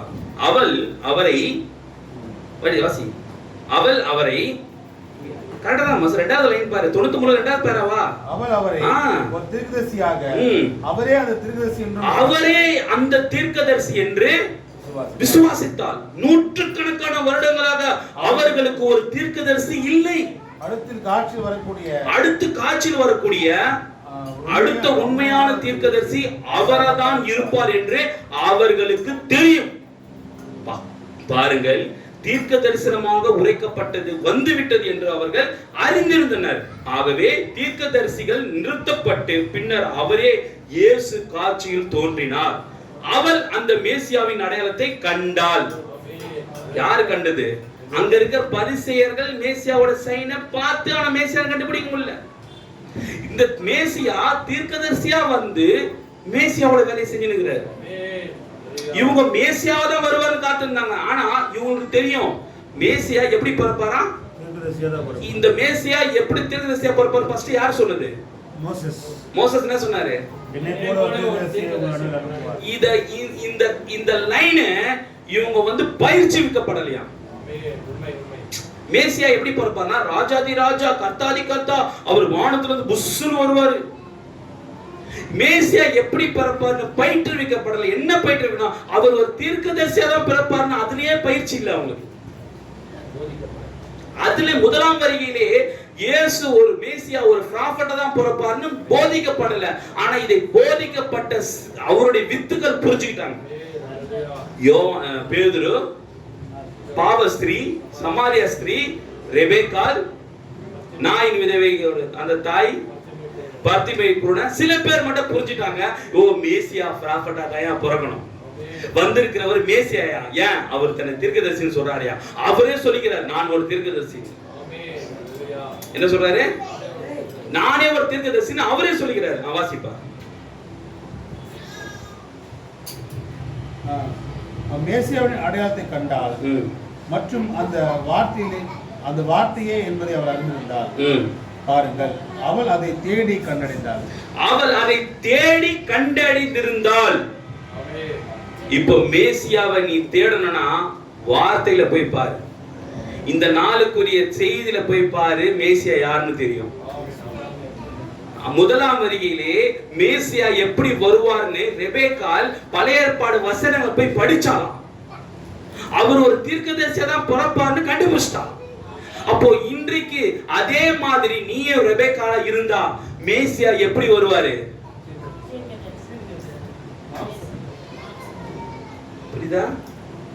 புரியுதா இல்லையா? இப்போ இந்த நிமிஷத்துக்கு இது வரைக்கும் உங்களுக்கு போதும். இப்போ ரெபெக்காள் ஏன் எப்படி ரெபெக்காளை பார்த்து அவன் புருஷனுக்கு இயேசுவை பார்க்கணும்ன்ற ஆசை வந்ததுன்னா, ஃபர்ஸ்ட் ரெபெக்காளுக்கு இயேசு யாருன்னு தெரிஞ்சது, அதன் பிறகுதான் அவனுடைய புருஷனுக்கு யாருன்னு தெரிஞ்சது. அப்ப முதலாவது ஆகிய ரெபெக்காளா இன்னைக்கு யாருக்கிறா? இன்னைக்கு இயேசு கிறிஸ்து கூட மணவாட்டின்னு சொன்னா உங்க மைண்ட்ல வர பேர் யாரு? சூப்பர். மணவாட்டின்னு சொன்னா உங்க மைண்ட்ல வர பேர் யாருன்னு கேக்குறேன்.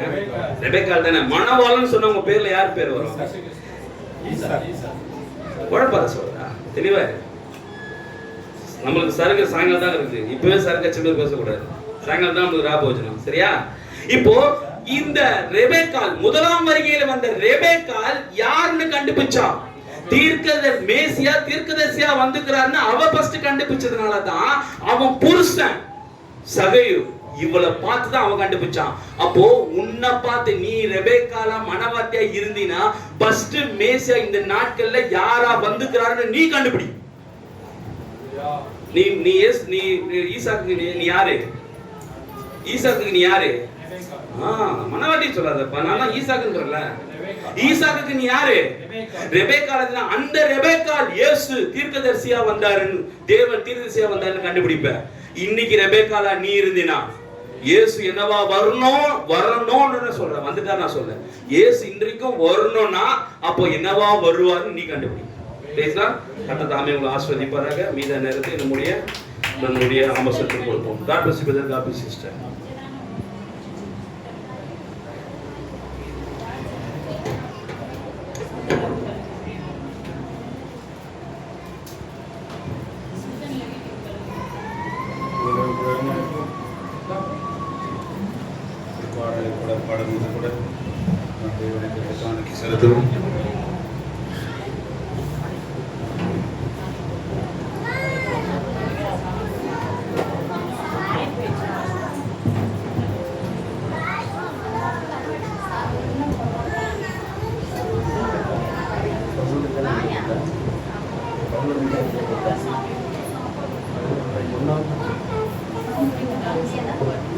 எழுதினட்டும்.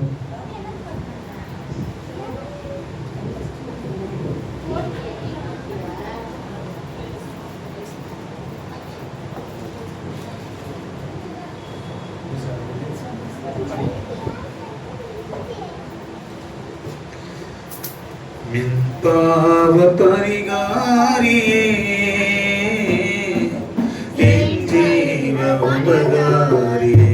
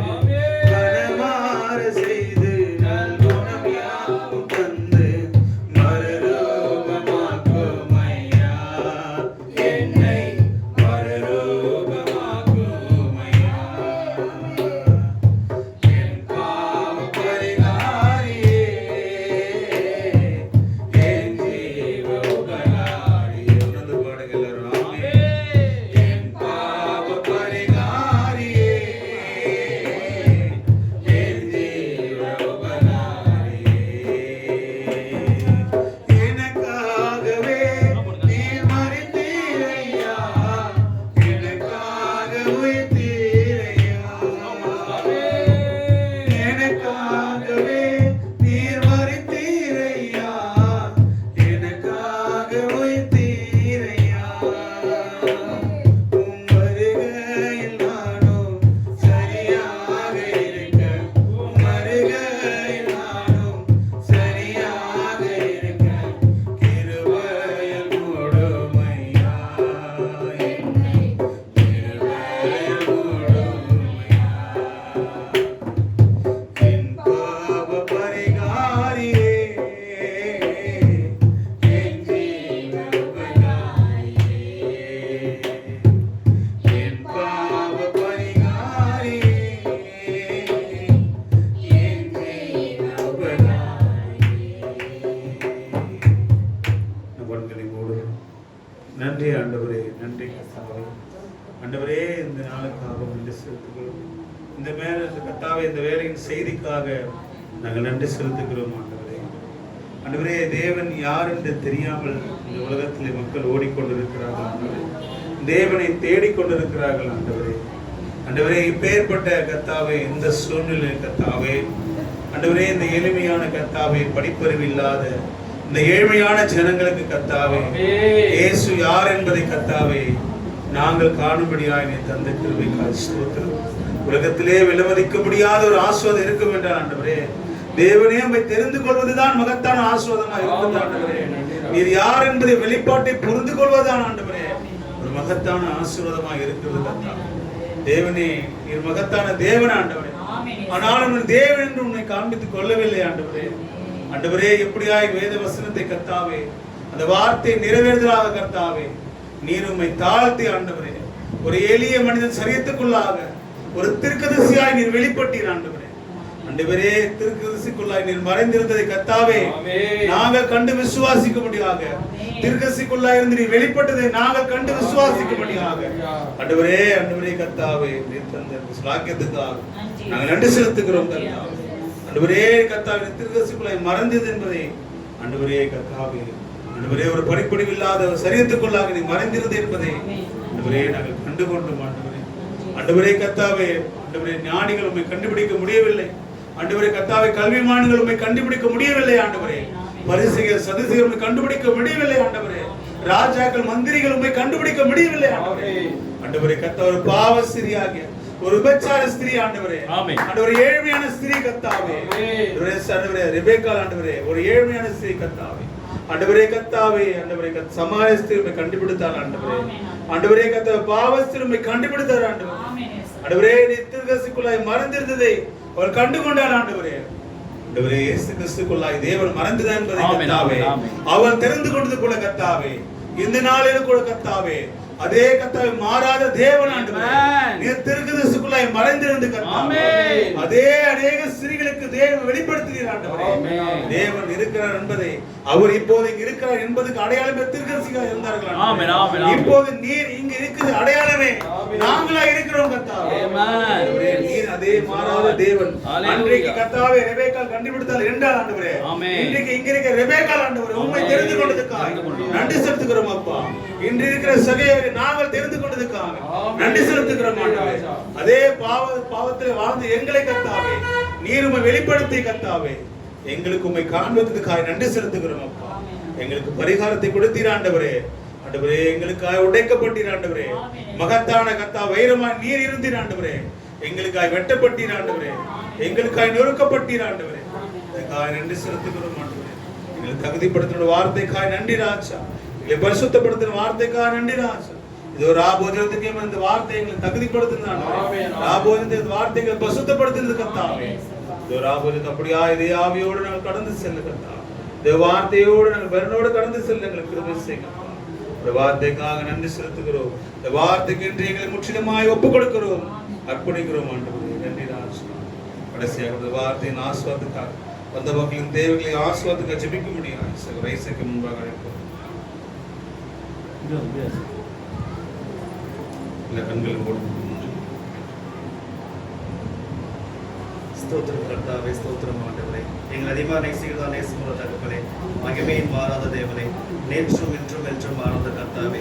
ஆண்டவரே, அருமையான இந்த மதியான வேளையில் ஆண்டவரே, சபையார் அனைவரும் ஆண்டவரே, செய்தி ஆண்டவர் கேட்டோம் ஆண்டவரே. எசப்பா, நீர் யார் என்பதை ஆண்டவர் நாங்கள் புரிந்து கொண்டிருக்கிறோம் ஆண்டவரே. ஆண்டவரே, இந்த பூமியிலே ஆண்டவரே தீர்க்கதரிசியாய் வந்த ஆண்டவரே, எங்களுடைய பாவங்களுக்காகவும் மீறுதலுக்காகவும் அழைக்கப்பட்ட ஆண்டவர் சிலுவையில் ஆண்டவர் மரித்து 3ஆம் நாள் எங்களுக்காக உயிர்த்திருந்த ஆண்டவரே, அந்த உயிர்த்திருந்த ஆவியோட ஆண்டவர் எங்களையும் ஆண்டவர் ராட்சத்தை கொண்டு போவதாக ஆண்டவரே, வந்த ஒவ்வொரு மீது ஆசீர்வதிக்க வேண்டும்படியாக என்ன தேவைக்காக வந்தாரோ அந்த தேவையை நீ தாம ஆண்டவரே இப்பொழுதே நீ நிறைவேற்றி விட்டீர் ஆண்டவரே. அந்த மன தைரியத்தோடு அவங்க வீட்டிற்கு செல்ல ஆண்டவரே, என் கிருபையா இருக்க வேண்டும்படியாக ஜெபிக்கிறேன் ஆண்டவரே. செய்து கொடுத்த தாசனை ஆசீர்வதிங்க ஆண்டவரே. ஆண்டவரே, சபையார் ஆண்டவர் அசிஸ்டன்ட் பாஸ்டரை ஆசீர்வதிக்க வேண்டும்படியாக ஜெபிக்கிறேன் சப்பா. ஆண்டவரே, பாடல்கள் இந்த ஆசீர்வதிக்காக நன்றி ஆண்டவரே. வந்த ஒவ்வொரு மீது ஆசீர்வதிக்க வேண்டும்படியாக ஜெபிக்கிறேன். ஆசீர்வதித்து விட்டீர் ஆண்டவரே. அதுக்காக நன்றி செலுத்துகிறோம். ஆண்டவரும் மீட்புறமாகிய எங்கள் பிதாவாகிய தேவனாகிய இயேசு கிறிஸ்து நாமத்தால் ஜெபத்தை இறங்கிற பிதாவே. All brothers and sisters, God bless you. சபையானது எப்போதுமே நேரத்துக்கு வாங்க. சகோதரிகள் யாருமே நேரத்துக்கு வர்றது கிடையாது. சபை சரியாக 10 மணிக்கு துவங்கும். அல்லேலூயா. புதன்கிழமை 7 மணிக்கெல்லாம் ஸ்டார்ட் பண்ணால் சீக்கிரம் முடிக்கலாம்.